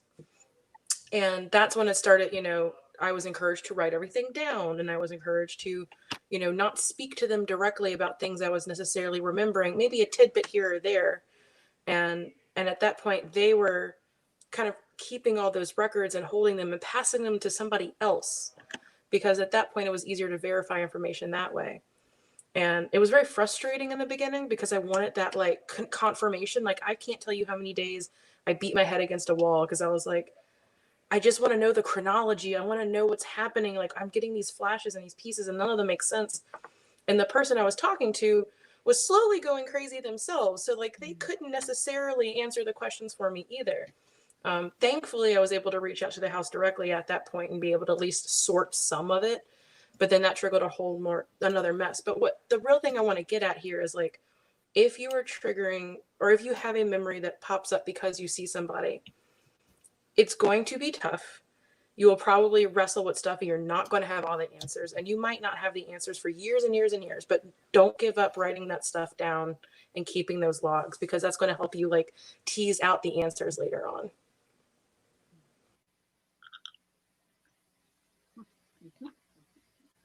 I mean, somebody had asked also about like how did they tell the difference when they are a very imaginative person, like as a writer, as an artist, as a person, as people who create worlds and characters. How do you tell the difference? Yeah.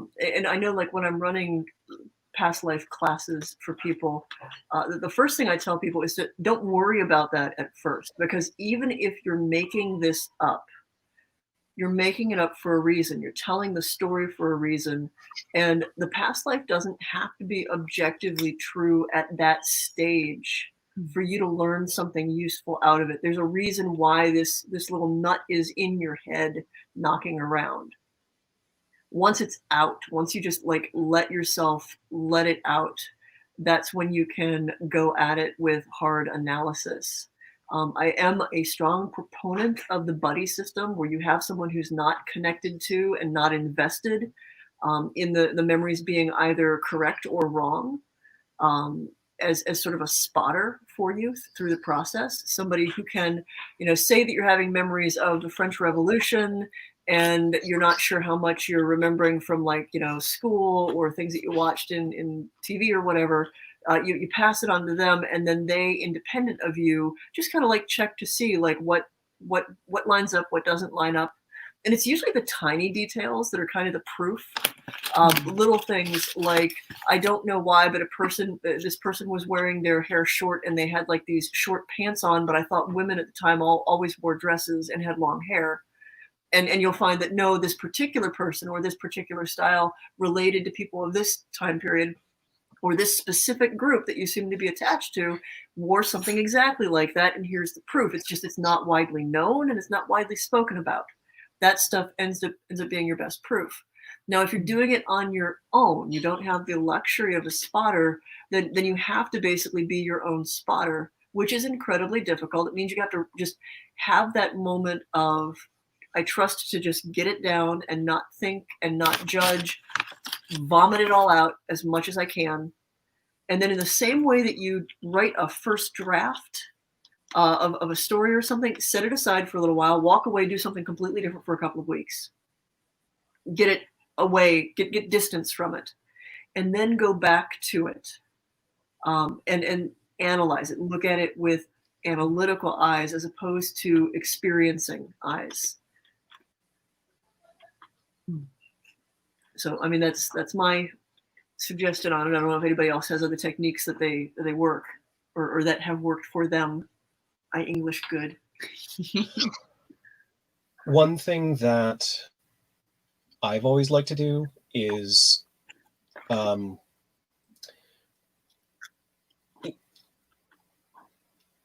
find myself drawn to something that I otherwise don't recognize as having an innate interest in.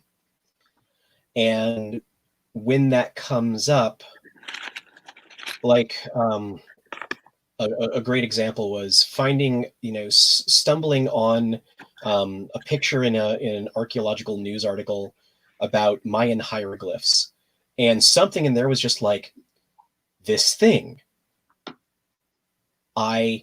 these symbols and these pictures, this resonates very, very strongly. Why is that? I will use that as something to sort of like do meditative or vision work on, but also recognizing that this thing is a resonance, this is a direction of inquest that I have never conceived of, and suddenly my brain is going, like the radar is just going ping, ping, ping.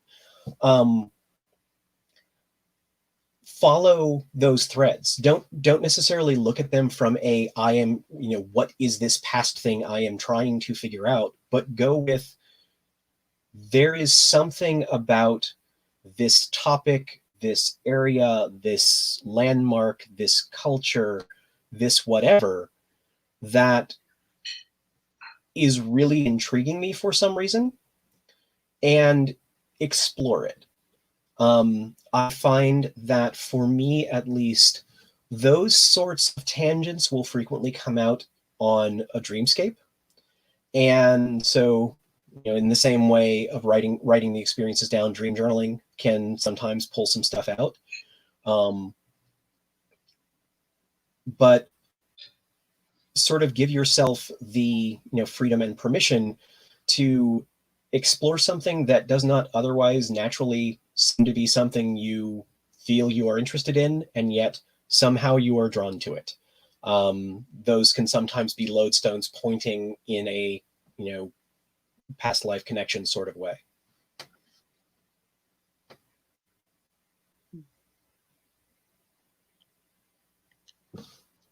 I'm also just going to advocate the importance of things like the buddy system, because depending on what past lives mean to you, sometimes it's very important that you are able to confirm or deny what's coming up.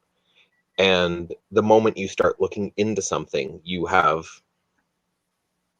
basically ruined your ability to prove that it came from your memories and not something else.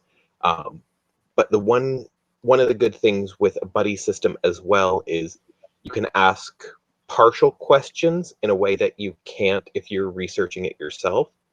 So with some of the people I've worked with, sometimes I'll give them a memory chunk, and I won't necessarily say, is this right? Is this wrong? Can this be proven? But more along the lines of, does this make sense?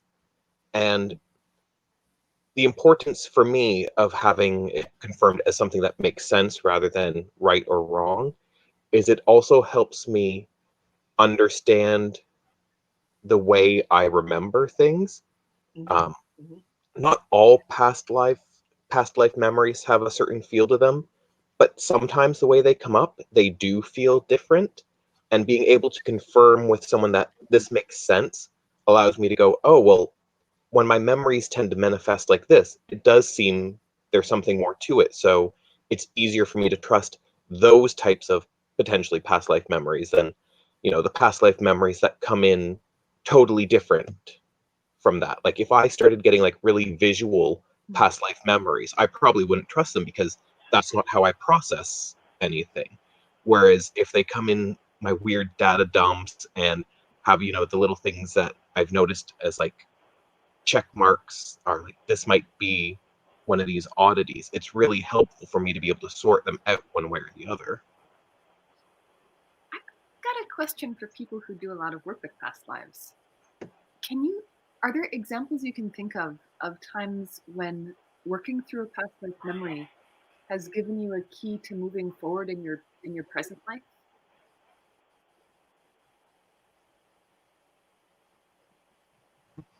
I have one that I can think of, but it's also then tied directly to past life stuff.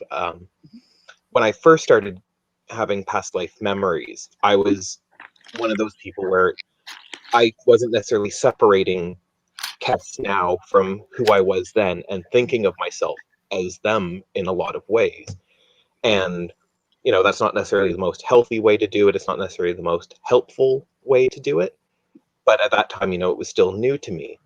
And then at one point, I had a past life memory come up that was so traumatic that the only way I could deal with it now was to like firmly say to myself, you are not her anymore. You are not responsible for her. You are not responsible for what she did.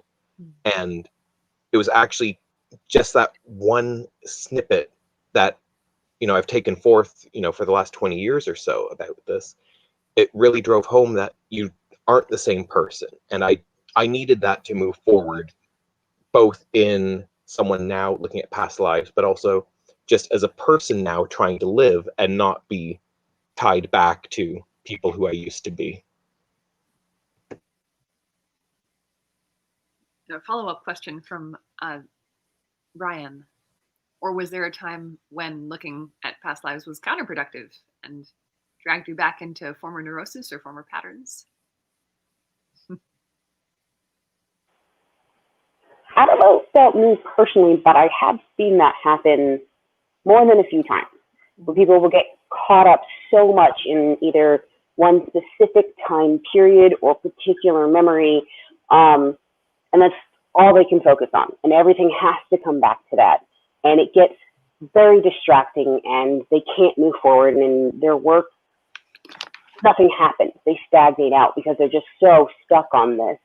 And I think it is one of the pitfalls you can find with past life work. If you, especially traumatic stuff, don't move past it and don't work through it, you can really get stuck on it, and then it can really start to stagnate your other life as well.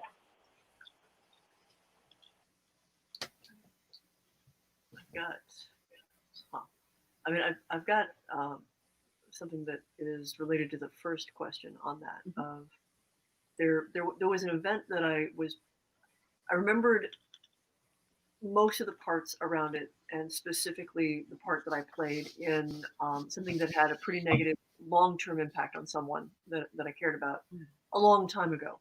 And having been raised Catholic, I do guilt fantastically well. Lyria can attest. And so I carried a lot of guilt for, like, you know, why I had done this fairly, by my terms, like really like unethical, horrible thing that I did to the person. And I started to like really pick at that memory. And there was a period of time where I was doing like light trance recitations with Dragon Naturally Speaking, and just I would set space, and I would trance out, and I would just recount what I was seeing from like different times and different things. I'd give myself like a, here, look at this, and here, look at that. And the piece of that memory that hadn't come forward because I was so stuck on I did this awful thing was the circumstances that led up to doing it. And remembering those circumstances, when I like kind of pulled out from by light trance, I mean I was conscious for it. I wasn't like, you know, blacked out trance. Kind of pulled out from going through the memory, like read back over, and went, if the circumstances were exactly the same, I would make the same decision, because it was very circumstantial. So put in exactly the same circumstance. And in realizing that, it really enlarged a lot of my ideas and attitudes about good, evil, culpability, guilt, like a whole lot of stuff. Like who we are now. I mean, by my belief, you know, you are your higher self. Like the core of what you are, that doesn't change. Who you are now is how you express that in this particular life. And you can make incremental changes in how you express certain parts of your core identity.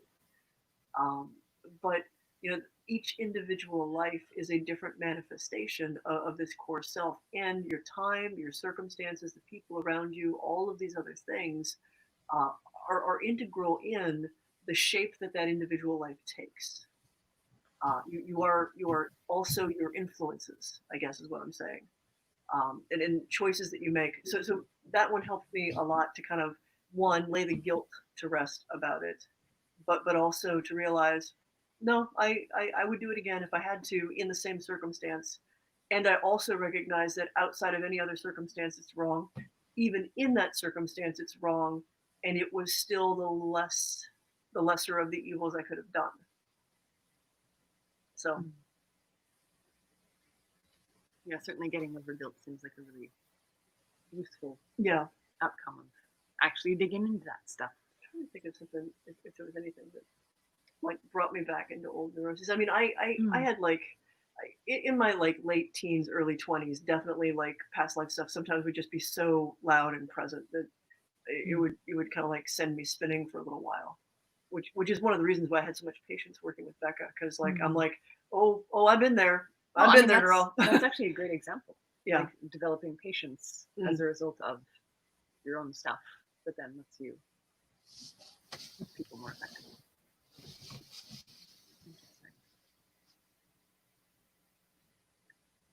So related questions. How do you tell the difference between past life memories and things that might be impressions from spirits or psychic or telepathy, like other sources of things? Like what clues you into the fact that like this is a past life, or this is a communication from something outside of you, or this is an ancestor? I know a lot of it to different things for everyone, and probably also like learning how you process stuff, but have that. Yeah, it's definitely different from person to person.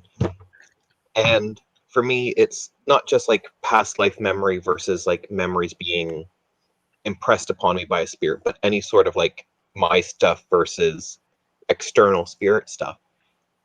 And it sounds a bit weird to explain it, but when I think, I can kind of feel where in my head I'm thinking or think that I'm thinking from. And when it's something from outside of me, it's in a different area. And like I've learned to realize that. So like if I hear or think up here, I know it's me. But if it's coming from more of like the back of my neck area, that's someone else putting something in there or trying to transfer something. And it's just this odd thing of like it will still sound like me, the thoughts and the data will still process the same. It just literally feels like it's in somewhere else in my skull. And I've learned, for me, that's one of my most consistent signs on whether or not it's internal or external in its source. For me, I find that I have an understanding of how I think, of sort of the patterns of imagery or informational relationships that I'll form between things. And for me, it's a lot of recognition of the pattern being different. That I may see things in a certain flow, or I may be used to only seeing rough snapshots of a time. And when the source is coming from someone else or from something else, for me, it tends to be a lot more fluid of an experience. And so I recognize that fluidity as not being my own. There's also, as I do the work internally for myself that I do, I have a sort of sense of these are the areas of time or the cultural representations around the world that I, have these connections to. And if I get something that is sort of emotively tied, or I'm trying to think how to explain it, I'll have something hit that is almost sort of a tidal wave in force, like something has just washed over me. And my experience of those past life sort of delvings on my own is comes from within and not washes over from without.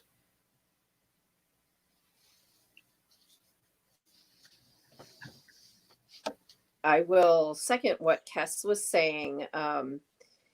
For me personally, it does feel different, and it's so hard to explain. But if it's an external force, I get hit much in the same area. It feels like it's the back of my head, the back of my neck. There's fun little energy centers and input bits there. So it's an easy in. That is a completely different feel, as if it is a recall or a memory or something that will trigger that. It is more of a in the middle of my head, comes at me from the front. And if it's a particularly vivid moment, everything else around me seems to fall away. And I'm kind of like in the middle of that moment, either in it directly or above it or somehow contained in it. but it just has a different feel, a different energetic flavor almost. And there's subtle differences, and the more you work with things, the more you work with past lives, the easier those differences and tells start to be.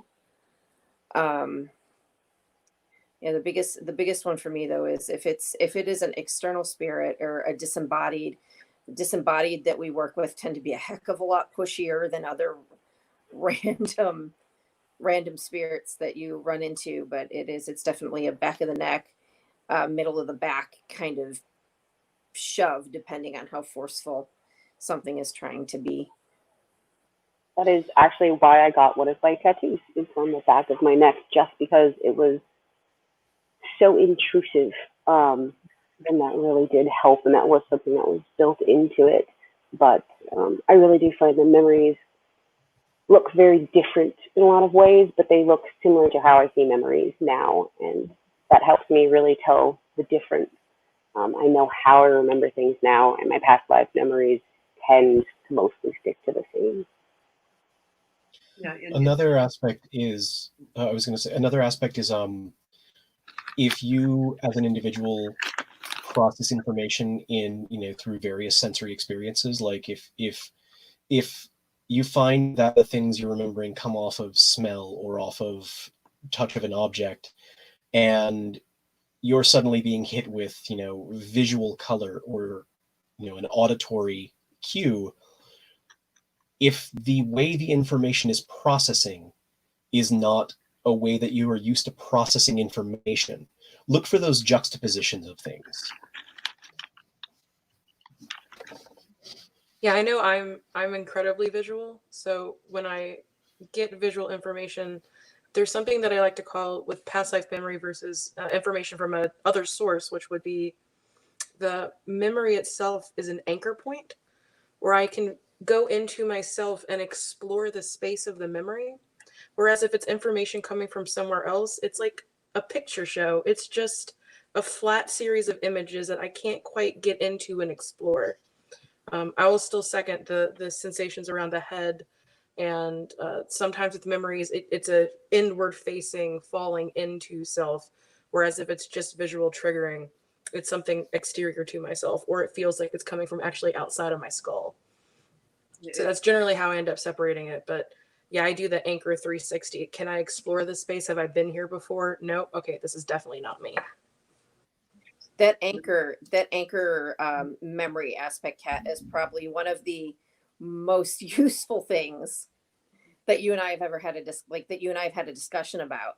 And I have started actually using that also, because there's a few that like you write everything down that you can in that moment, and then occasionally you need to go back in to mine those for more information because there's just so much contained. Yeah. I started doing anchor memory stuff very early on because I would get a really intense, hard, I'm in this space, this thing just happened. But then I knew that I had been there before, so I allowed myself to revisit that memory almost as a third person and be able to start moving around that space as like a still shot. And then over time, I started triggering other memories and filling in the spaces so I can like map out exactly where I was at in the space I was in. And it's a very cool technique to use if you have a hard nugget of something, but you want to explore it forwards and backwards in time. You can use a memory you've already had to kind of get into that space and move, laterally within it to see if you can get more information. Yeah, I think of that as like a memory bridge, like the feel or some immersive thing that you use as a cue into it. I mean, it comes down to know thyself. That's why that ends up being so important. Like you need, as you're working on anything in psychic development, energy work, any of this interior stuff, some of the foundational work you need to do is figure out what does it feel like in here? What do your thoughts feel like? How do you process stuff? What senses are your primary or your dominant senses? And so once you get a sense of what your interior world and landscape is, and you need to spend some time mapping that geography, you are better equipped to recognize when something's coming from outside of you.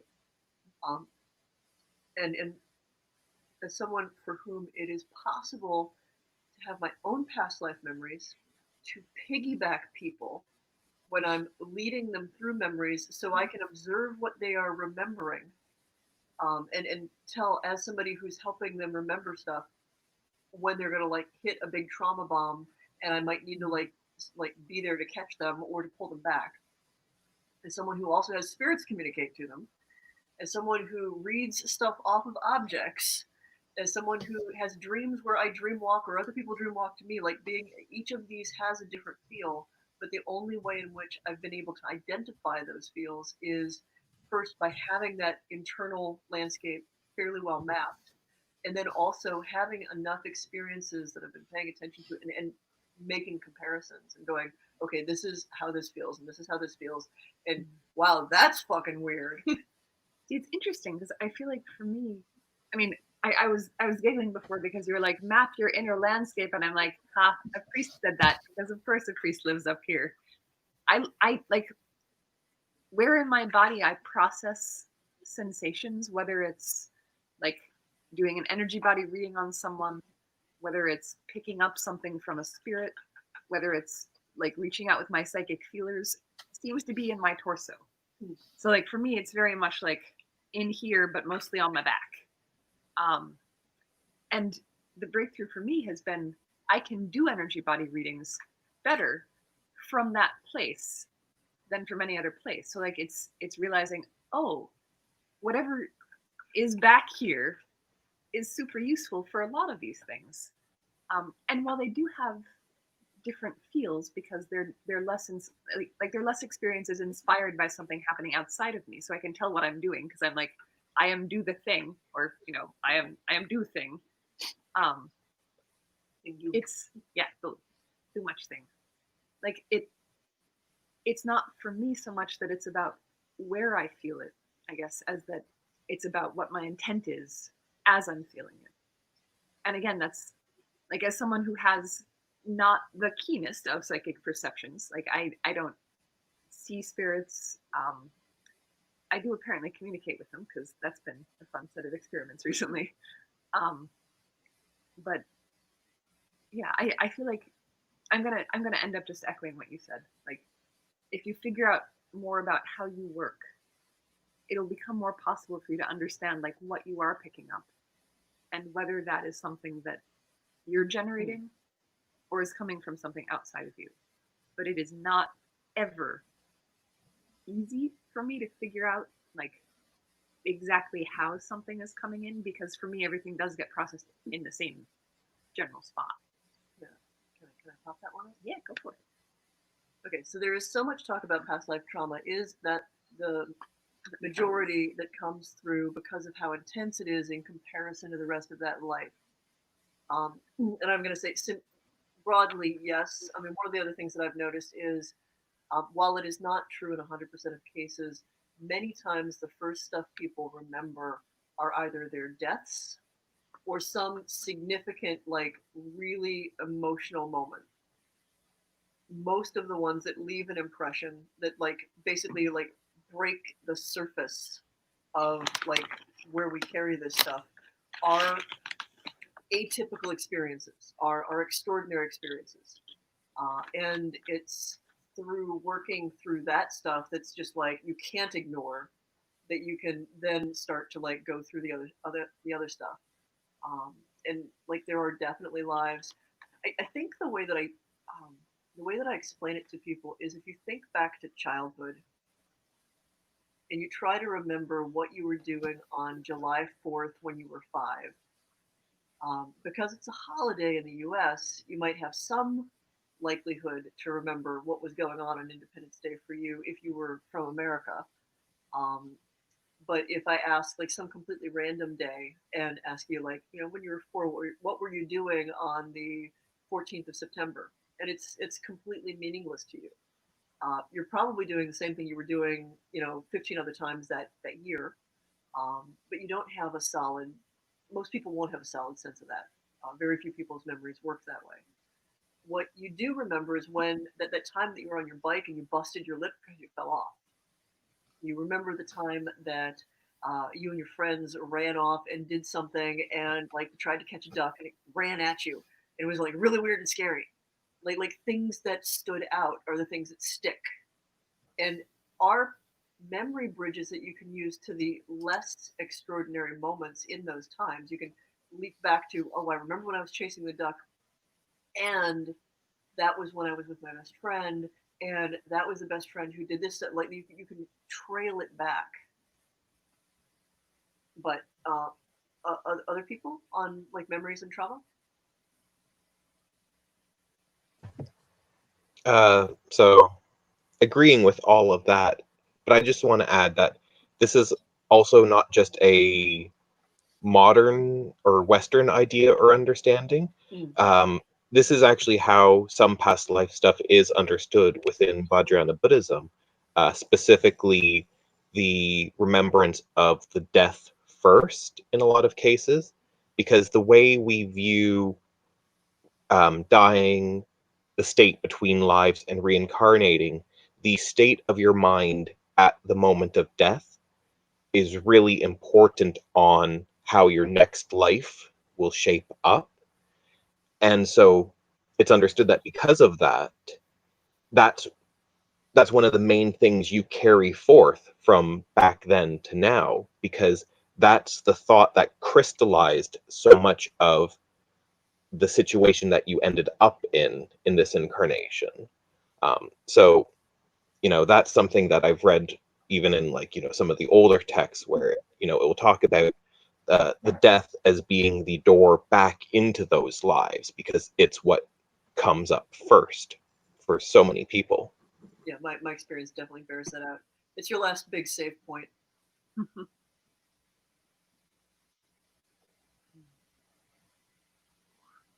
And of course I picked out like a completely random date, and I was just like, oh, that's going to mean something to somebody. Yep. So along those lines, that like talking about how like usually the death is what is leading you back into it. How would, and I'm just tossing this because it's something I'm curious about. How would you deal with processing those traumatic moments to get back through to the things that are less traumatic and that you can actually use to place where things happened? I would say part of that is experiencing it, re-experiencing it, and coming to terms with it. Because if it's still something that's very upsetting and traumatic, it will block you. Like, you're going to try to go back into those memories, and you're going to reach that as your first memory, and you're going to nope out because you're remembering being dragged to a guillotine or something like that.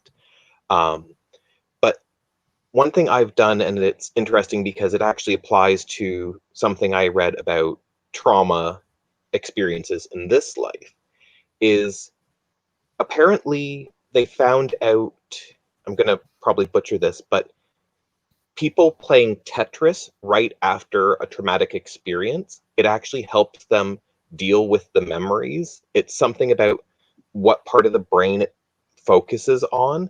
And so there was a thing about ambulance workers who had, like, I guess a Game Boy or something like that.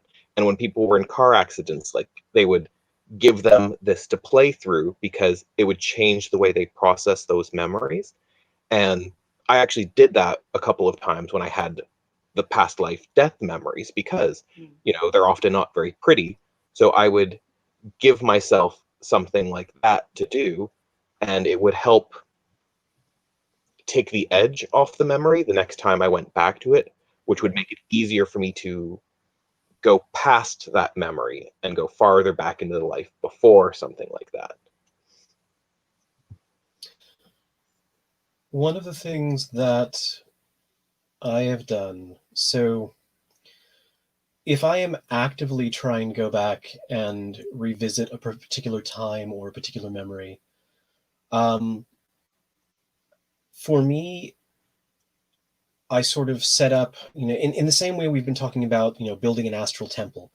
I have a sort of internal memory chamber that I go to in my inner shape place. Hush you.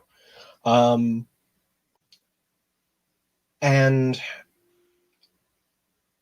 mileage may vary, but my imagery is sort of an Akashic library where I walk into the room, it's halls of books, as far as experience can sense. And there's a podium, and the book will be on it, or I will, sort of close my eyes and open my eyes to see a book upon it. And it's sort of like the Myst games, if anybody, is familiar with those. The book opens and there's a pane in that book. And it is a choice I make of, am I going to step into the full emotive surround sound VR experience of that memory, or am I going to watch it on the screen? Making the application of a memory palace. Yeah, I mean,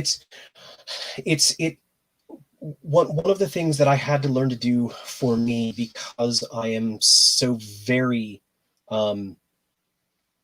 full sensory surround experiential, was to be able to take one thing within that memory, and if especially if the memory is a traumatic, painful moment, either emotively or physically, finding an object that is not me and focusing my now Shay, this life consciousness onto that object allows me to, or gives me the ability to step out of being in the body, experiencing it, and going, video game third person instead of first person view.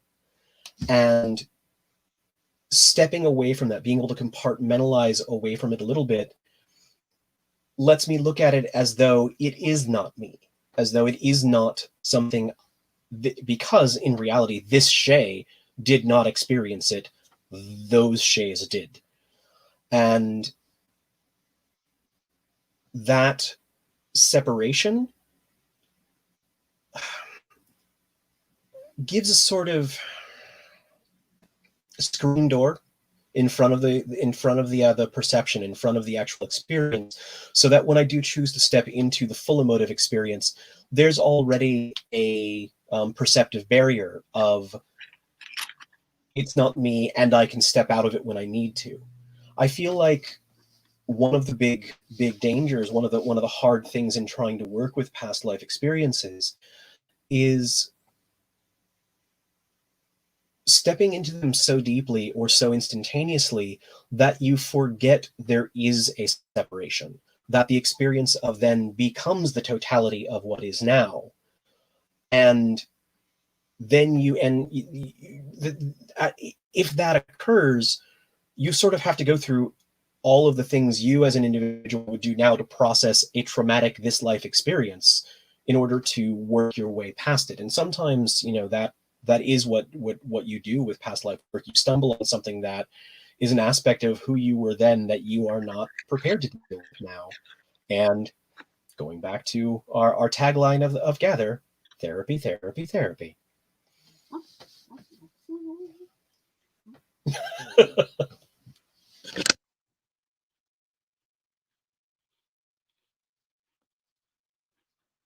Yeah, like the screen thing too. Apparently, Debs is mentioning that remembering things through a screen or a pane is a technique used to process PTSD memories with clients to help decrease emotional overload. So that's a pretty neat thing that you hit on. I know Giordano Bruno's Theater of Memory, or Memory Palace. If you've watched Hannibal, they made a lot of that, and I think they worked with it in Dreamcatcher as well, and Sherlock Holmes, which is similar to when I do past life regressions. I take everybody to the Temple of the Self, the Hallway of Many Doors. It's a really, really common image. It's not exclusive to me. I know that like a lot of other people kind of hit on that. It's a pretty archetypal idea of like this hallway that just has doors all up and down it, and each one leads you to a different self or a different memory.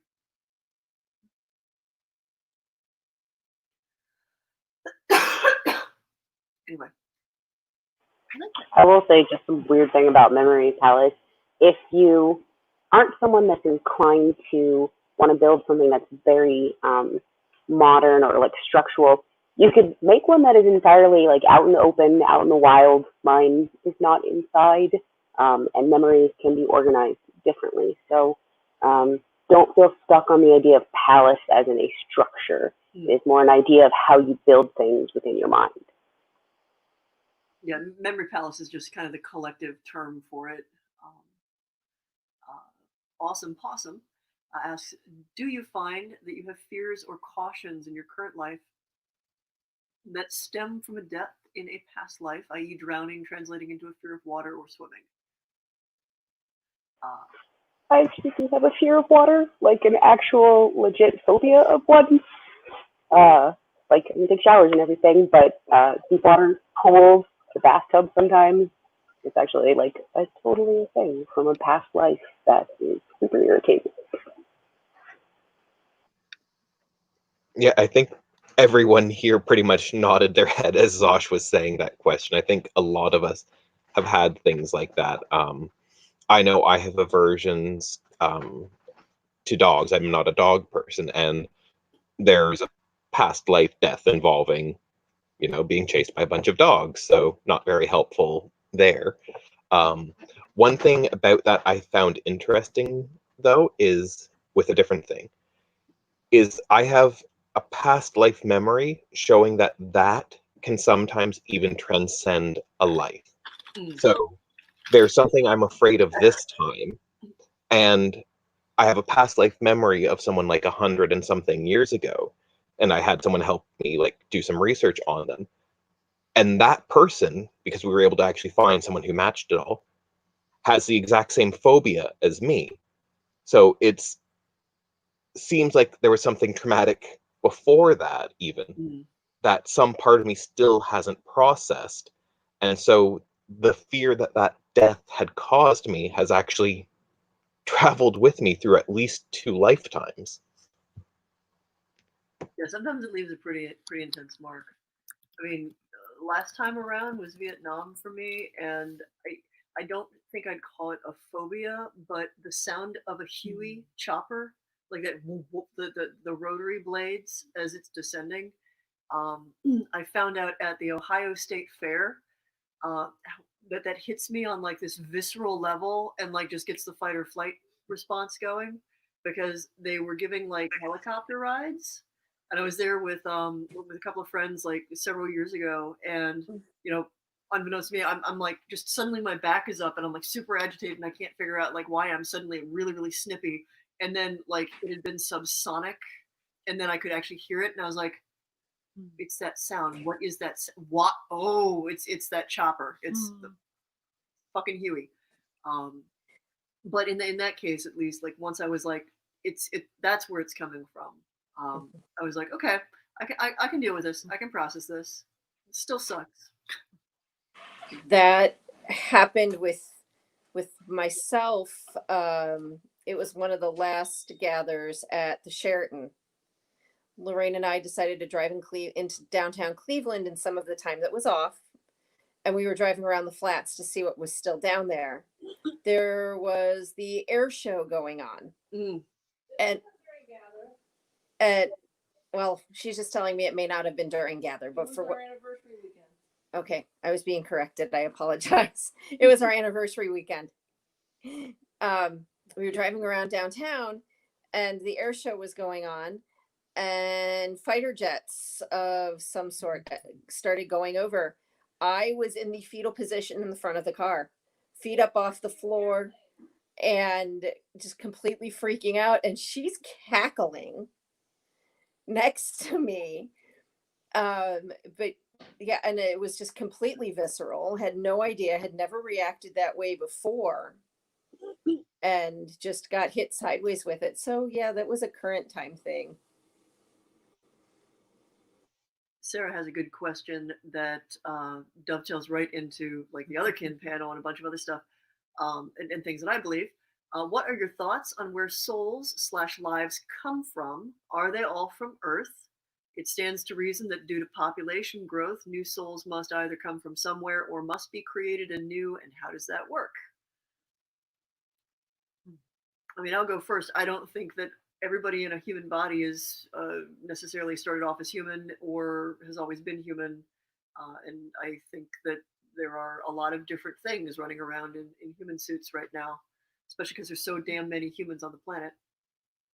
It also raises interesting metaphysical questions of whether everything that is shaped like a human body even has what we would recognize as a soul. Well, there was a fellow who very clearly like did not believe that like everything had what we consider like a sentient soul. Like the bodies can just kind of have like a nascent.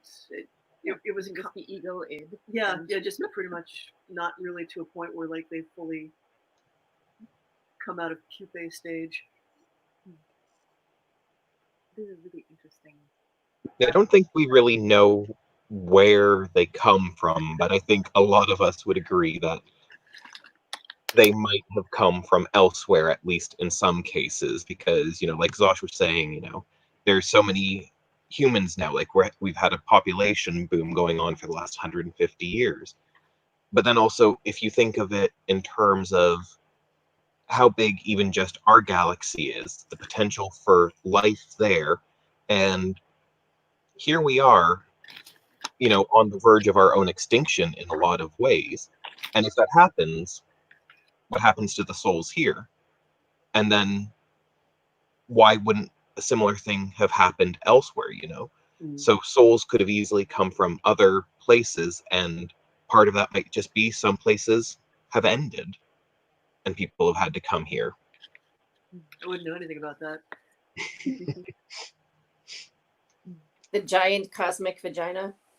I mean, that's actually what some well, like looked up at the Milky Way and thought it was the great womb core of the universe, covered in stars, but the dark space between them. A kind of addendum question is, do you think souls can fragment? Because like the idea of new souls, like I don't know, I've met a few souls that I think were so old or so far out of the loop that they seemed new. And I've met some people where, like, I swear, like, they just got complicated enough that, like, they split off, that they budded or something. But, like, that gets into some really, like, deep and weedy theological territory of, like, you know, what is soul? The only thing that I can say that I definitively believe is that it's, like, the one undying part of us. It's the one thing that lasts. Building off that, though, and jumping back to a conversation we were having in Discord, on the Discord, there are a lot of traditions that don't necessarily believe in a singular soul, that you have soul parts, and sometimes all of those soul parts are always considered parts of you. But there are also traditions where your soul parts kind of mix and match over time. So like you might have 3 parts to your soul, and you know, this one up here goes and becomes that part of Aubrey in the next life, and you know, this one down here becomes part of Kelly in the next life. So there's definitely what's the word I'm looking for?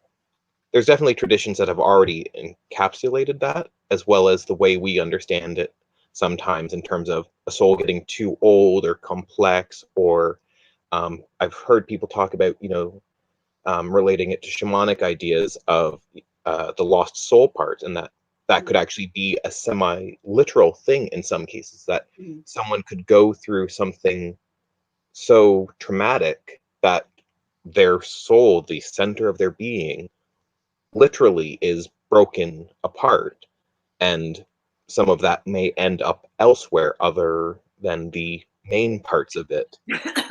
Sean's in rare form.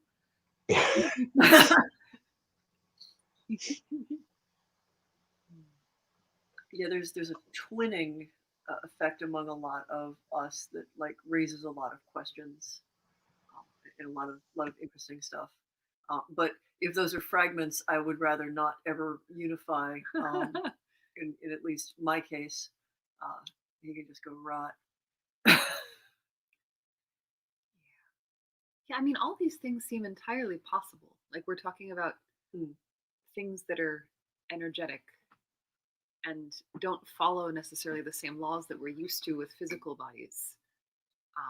I think the idea of souls fragmenting and souls coming back together and souls having family groups, like all these, I mean, I also don't know any way to like definitively prove any single one of these ideas that we're talking about this whole weekend. Yeah, for me, this stuff especially is like more deep theory. Like I feel more confident saying like at least some categorical things about how past lives are experienced based on observation and kind of like narrowing things down. And even then, like for me, you have to understand, I view nothing as with 100% certitude. There's always that margin of error that like my perception, my interpretation that this is wrong. And you know, as much as there's a great deal of evidence that I've gathered or experienced, and I will say that I believe in past lives, I think that they're objectively real. I also allow could totally just be my brain telling me stories. And there's another really interesting question on the same topic. It's, have you run across anyone who has a shared memory, which is to say two people currently incarnated that share what appears to be a single past life memory? And this, for me, like, if two people shared an identical past life memory, I don't think I would be able to believe them. Because the ways that different people experience that kind of thing would be so different based on what they'd experienced in this life, that I would assume that one of them was trying to like if it was identical, like one of them just didn't understand exactly how their memories worked, or one of them was trying to like make it fit what the other one was saying. Well, yeah, first I would need to see like first I would need to know, have they had previous contact with one another? Then I would have to find like, does this memory suspiciously seem like something that they would have been exposed to from a pop culture thing, from a video game, from something where they are engaging in something called cryptamnesia, where like they, assuming good faith that they're not just making shit up, or that, you know, whatever, that they were exposed to something and they convinced themselves that it was a memory, or they were exposed to something, forgot they learned it, and are now interpreting it as a memory, which is strictly cryptamnesia. And the other thing is, I mean, at this point, I have met, I think, 5 Merlins, 3 Joan of Arcs. Big souls. Yeah, no. And the thing is I don't believe that they are or were these people. What I believe in the kindest interpretation. So on one hand, like Merlin, this is an archetype that the people strongly resonate with.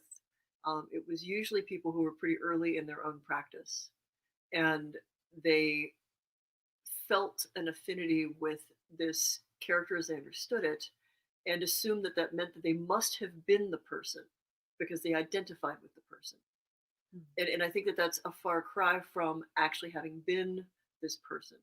I think that there's that archetypal images, god forms, demigods have a great deal of power, in the sense of like almost a totemic power, and that identifying ourselves with it, linking ourselves to it, can have a great deal of use in magic. But there is a line that one must navigate to say that I'm harnessing this and channeling this, as opposed to I am objectively this. And in the case of like Joan of Arc, or people who have like kind of suspiciously a string of all like I was all famous people every single time. In the most charitable instances, what my opinion is, actually there's one that Kat and I know about, where he was remembering something from World War II, and he had a number of very legitimate memories connected to it. And he made the mistake of, since there was one historical figure that he could find that kind of hit all of those notes, he went, I must have been this guy. As opposed to, you have all of these things that you do remember, they are significant, but there's nothing in this memory that says you were specifically that guy. You just, because he existed and because he's an historical figure, it's easiest to find that face and name with these particular things. And that's definitely something that I've seen in a lot of cases with famous past lives. It's not to say that I will rule out the possibility that someone was in fact some semi-famous person, some noteworthy historical figure. It does happen, and it's weird and awkward. Trust me if you have to go through it. But it's when what you're doing is you've got these pieces, you went looking and you went, well, this time period and this person hits, this is the time period I remember, so therefore I must be the one thing that I can find in the book that helps validate these things that I'm remembering, as opposed to allowing for the fact that there were a lot of people who fit broadly those things in that time period. So something kind of connected to that I'd been talking with someone recently is the notion of having, for lack of a better term, a valid past life memory that isn't necessarily true. And so think of, you mentioned like Joan of Arc, you know, she's been an interesting figure for people since her lifetime. And people sometimes do really obsess over interesting people, celebrities, and stuff like that. And so there's the potential that, you know, someone could have been one of those people who just like really idolized Joan of Arc and could tell you everything about her life, and they, you know, had read everything about her. And then in their next life, they can tap into those memories of all the stuff they knew about her. And it's a valid past life memory because it's, you know, something that they are pulling out of themselves, for lack of a better term. Well, like but it's not true. Next lifetime, trying to figure out the 5 years in Rift with Dustin and Abriel and Quen and all of these other people, where I'm like an undead bartender. Gosh, that 21st century was all about necromancy. But the thing is like that's a really valid point. Is these are memories, these are things happening in your head, and who's to say that you're not remembering a story or a character? And finding how to parse that is incredibly difficult. And a bunch of people are asking things about basically that sort of like unified soul theory, that everybody's a drop, everything goes back to the source, we can all remember everybody's everything. And I don't want to sound like an asshole about it, but that just does not resonate to me at all.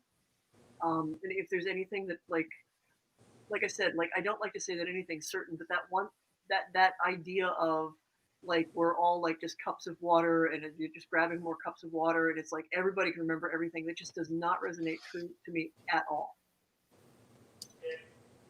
Yeah, I don't like the idea of everybody just being wet. I think that is not my experience. We don't all want to be moist.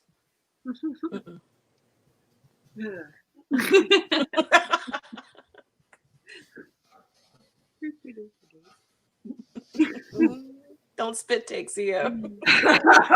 That's a whole different kind of moist. I mean, if she does a spit take, you can say that you got CO wet. There's cat wet, depending on who gets. Now it's gather. It's not gather until Aubrey gets someone wet. True.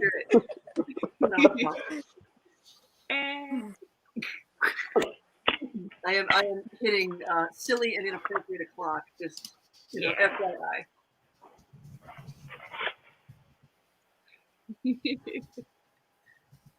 Yep. Yeah, we kicked ourselves out. Celebrate. By to say kick ourselves out, this is a Mac. I do not use it, and the reason I don't do Macs is these stupid little things. The little scrolly bars that he's pointing at. No, fucked up mouse mechanic thing. Whatever the hell. No, it needs to have buttons. No, I like that it doesn't. No, it's awful. It's the worst. And now Shay breaks out the laser eyes. Yes. There was a point earlier in the evening when somebody said something and I was like, I need those laser eyes, because that was what I was imagining. It is that time of night when the laser eyes come out to play. We have officially reached stupid o'clock. Yep. Filling mid-year time. Yarr. Oh my god, I love that hat so much. Which one? No, I just feel, that's the point where you accept that, it's time to actually just get up and walk away. Oh my god, no. Yeah, Brian. Because they were. I mean, I also have like zero reason to want to switch to Max for so many. That was awesome, Shay. That's totally on point, Shay. Since you are in fact a trans-dimensional space ferret and exist in multiple points of reality at once. Yep. Getting up, walking away, still sitting in the chair. True story. How to buy you back in 5 minutes. AFC? I made a computer nerd joke. Yes. I did not get it. Oh, actually, Oh. this one's for Cass. Uh-oh. Oh! Yes. Right there. Stop. That's Your face is in a really inappropriate, or your mouth is in a really inappropriate space on that peacock. the cat agrees. Mm-hmm. Mm-hmm. Oh. Huh. Fantastic. There's a cat on Shay's head now. Adorable. I got a cat too, but it's shaped like a human vampire thing. Yeah. Even a little fuzzy. I'm a little bit cooked, I think. Yeah, yeah. I'll just snuggle you. That's the plan, right? The Khajiit brought you a cat. Dick Kitty's huge. Useful. This cat is 17 pounds I paid too much attention to it. and can reach the counter. Nation there. Oh. Yeah, I was thinking Malik Tower as well.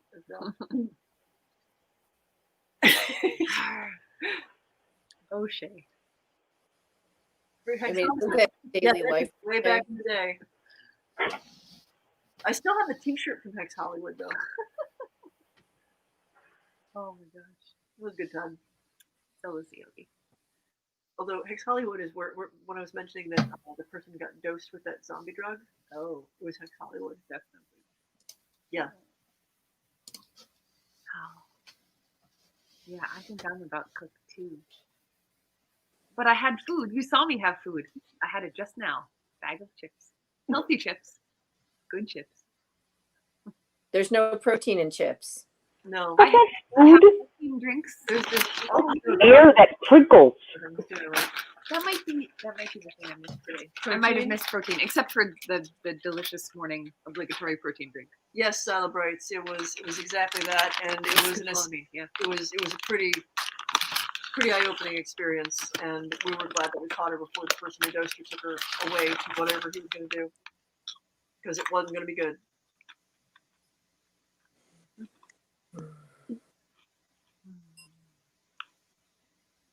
I'm watching us all start to like sink farther down. No, that's kind of where I'm at. It's like a couple of days. So, Do we have any final questions that people might want to know or ask? Any random weird ones? Not tomorrow is Suju's concert tomorrow is at 2 p.m. Central Time. So that's 3 p.m. Yeah, Eastern 3 p.m. Standard our time. We'll be doing so from our time from 2 to 4 p.m. We'll be in another just open discussion, chat, Q&A, fun hangout times with whoever shows up. And at 4 p.m. We'll be doing our closing ritual. So we'll probably be closing out Gather at like 4:30 tomorrow. Okay.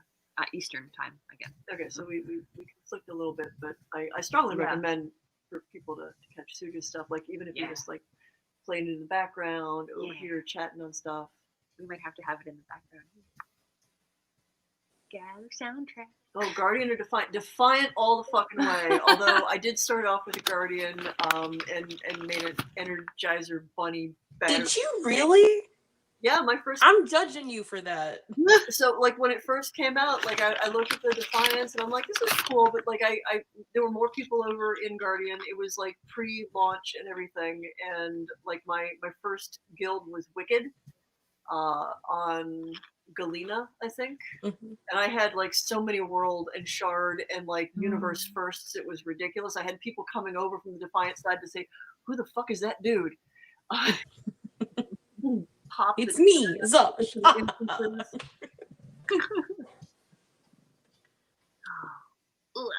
Crackle.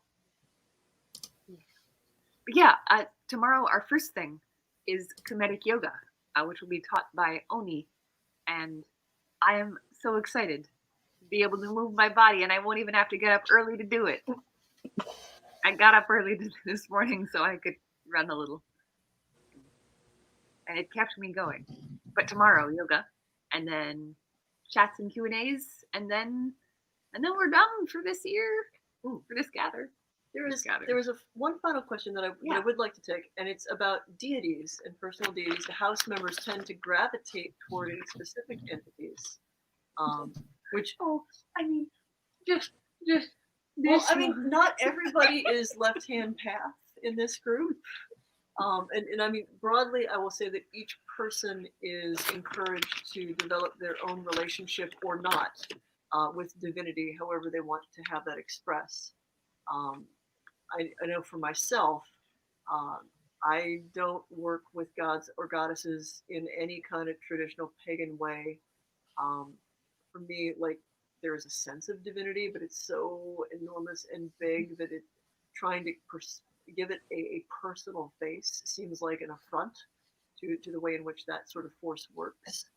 I do work with like the archetypal god forms. I also have maybe a radical interpretation that a lot of the gods and goddesses in mythology were actual historical figures whose stories were mythologized over time, or many times they were that basically the mythologies of, say, Zeus is actually the collective hagiography of many priests and high priests who served in the temples as Zeus or served for Zeus, because in the ancient world, the priest of a god was simultaneously, in many of the ancient cultures, the mouthpiece of the god, but also the god's representative and literally the embodiment of the god. So like the line between priest and god was a very wibbly one. So I look at a lot of the stories that we have come down to us, and they're part myth, and they're also a nugget of a real person in there, and usually many real people. That doesn't stop me from using the archetypal force of the god form as a kind of egregore, but I don't have a very right-hand path approach to any of that. And I'm going to say that it is not in my nature to bend the knee. It's safe to say that I lean more Luciferian than much of anything else, or Setian, honestly. Yeah, for me, I mean, I certainly recognize a spark of divinity in all beings. I extend that probably to many that people wouldn't necessarily think of that way, like places, animals, natural features, as well as people.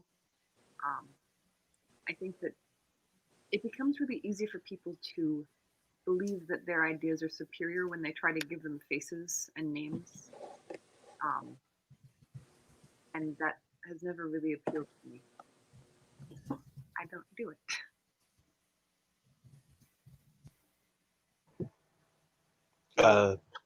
Similar to Zosh, that I might work with specific deities, but I don't necessarily think of, the big overarching god, and that there's a lot of problems in the idea of the way some people work with them.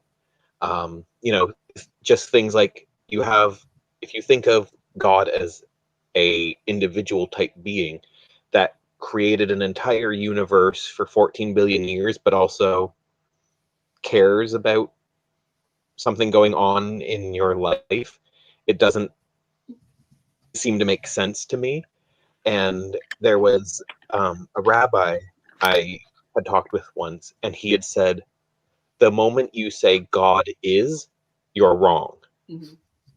Because the moment you try to limit or define, you have already made the mistake of trying to limit the limitless, essentially. Yeah. You wrap a finite brain around something that is, by definition, larger than it. You can't. Don't try. You will just have appreciate like the bits you levels see. of Lovecraftian madness at that point. Like it just, your brain will break. It cannot do it. These containers are not meant to hold all of that. Some of us have had that happen. Yes, I speak from experience. Yeah. I was there for the one time it happened to you. All we could do is sit on the floor giggling. Couldn't fucking talk. Or like some people have heard the story, but I did the Abramelin ritual, which is a 6 to 18 month long ritual, 5 hours a day. It can get really bizarre, and there was one point where I was trying to push the spirit who was leading me through it, basically saying like, okay, I get what you're trying to show me, but this is too slow, show me more. And I got the sense of them trying to show me more of the universe. And then the next thing I realized, it was like 20 minutes later, and I was in the fetal position in my temple room, laughing and crying with no recollection of what had happened. And basically, losing my memory, fetal position, laughing and crying was the only way that this jelly brain thing could try to process something so far beyond it. Yeah, there's moments with The Expanse where like there's some pretty effective pop culture representations of like way too much information, tiny human brain. Pop. Max Headroom. Blipverts. Yeah. I mean, if I had to like say my relationship, because Left Hand Path is a little bit too something. Well, also problematic because like Tantra and Left Hand Path and sort of like our appropriation of the term and yada yada yada. Like somebody in the chat channel had mentioned that they're an atheist, and I'm like, I'm really more of a non-theist. But I don't want to say that I discount other people's experiences with gods and goddesses and divinities.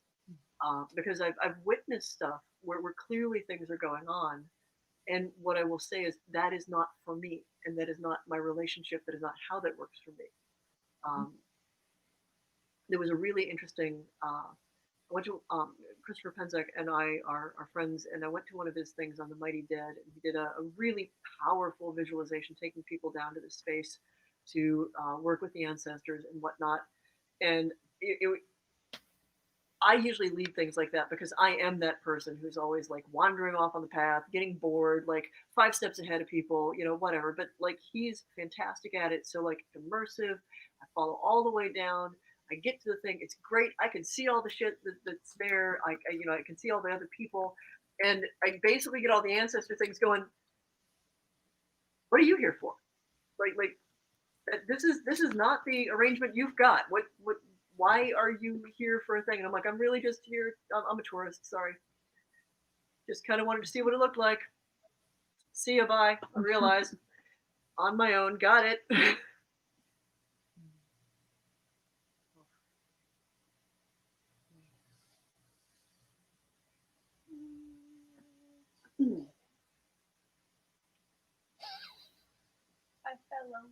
Are any faces or facets that we see more often in HK in others? I mean, there's a whole lot of Egyptian pantheon connections. Actually, there's 2 main cultural connections that folks have: ancient Egypt and Sumer Babylon. But that's still kind of a broad and oversimplified thing. But I will say that those were significant enough flashpoints in some of the memory knots that when we put together our ritual cycle with the light side and the dark side of the year, the dark side, the names of those rituals are drawn from Egyptian, and the light side of the ritual system are drawn from Sumerian, as a nod to 2 significant points. And Illyria has cut me off from comments because she knows I will just keep answering all of them obsessively. I know, and you promised me that we could stop at some point and I could fall over and give you a back massage. You promised. I hold you to that. I think that perhaps my wife has spoken. I mean, everybody else can say. Yeah, this is totally true. If you are not sleepy yet and you want to keep on chatting, feel free to hang out on the Facebook page or on the Discords. I am getting to that tired point that Camille and some other people had learned to like keep me up till, where it would just be like truth o'clock, and I start talking about like inappropriately deep and revelatory things. Which is the good stuff. Yeah, I think a lot of us have learned that, Michelle, at stupid o'clock is the time that you start poking. Yeah. Things. Yeah, no. Which also is why a lot of us will suddenly sit and Clock listen. isn't recorded. Just saying. The point at which I realized that a certain level of sleep deprivation is the equivalent of being drunk for me, up to and including blackout drunk. Can't drink alcohol, but if I don't have enough sleep, I am no longer an appropriate person to be around, and I should not be trusted with sharp objects. You should never be trusted with sharp objects anyway. Oh, I trust you to be very wicked. I trust me with sharp objects most of the time. Oh my God. Anyway, yep, totally getting inappropriate. Yeah. Good job. Thank you all so much for being here. If we didn't get to your questions, and I know we didn't get to everybody's questions, tomorrow, 2 p.m. after yoga, which is at 1 p.m., 2 p.m. more Q&A when we are slightly more awake and hopefully our brains are less fried. Or go check out the Discord and continue talking over there. Patio chat. And if anybody, patio time. If anybody is over in the Discord or wants to be over in the Discord to do some troubleshooting for a couple of people who are having some weird energetic reactions, that would be great. I no longer have the spoons to do it.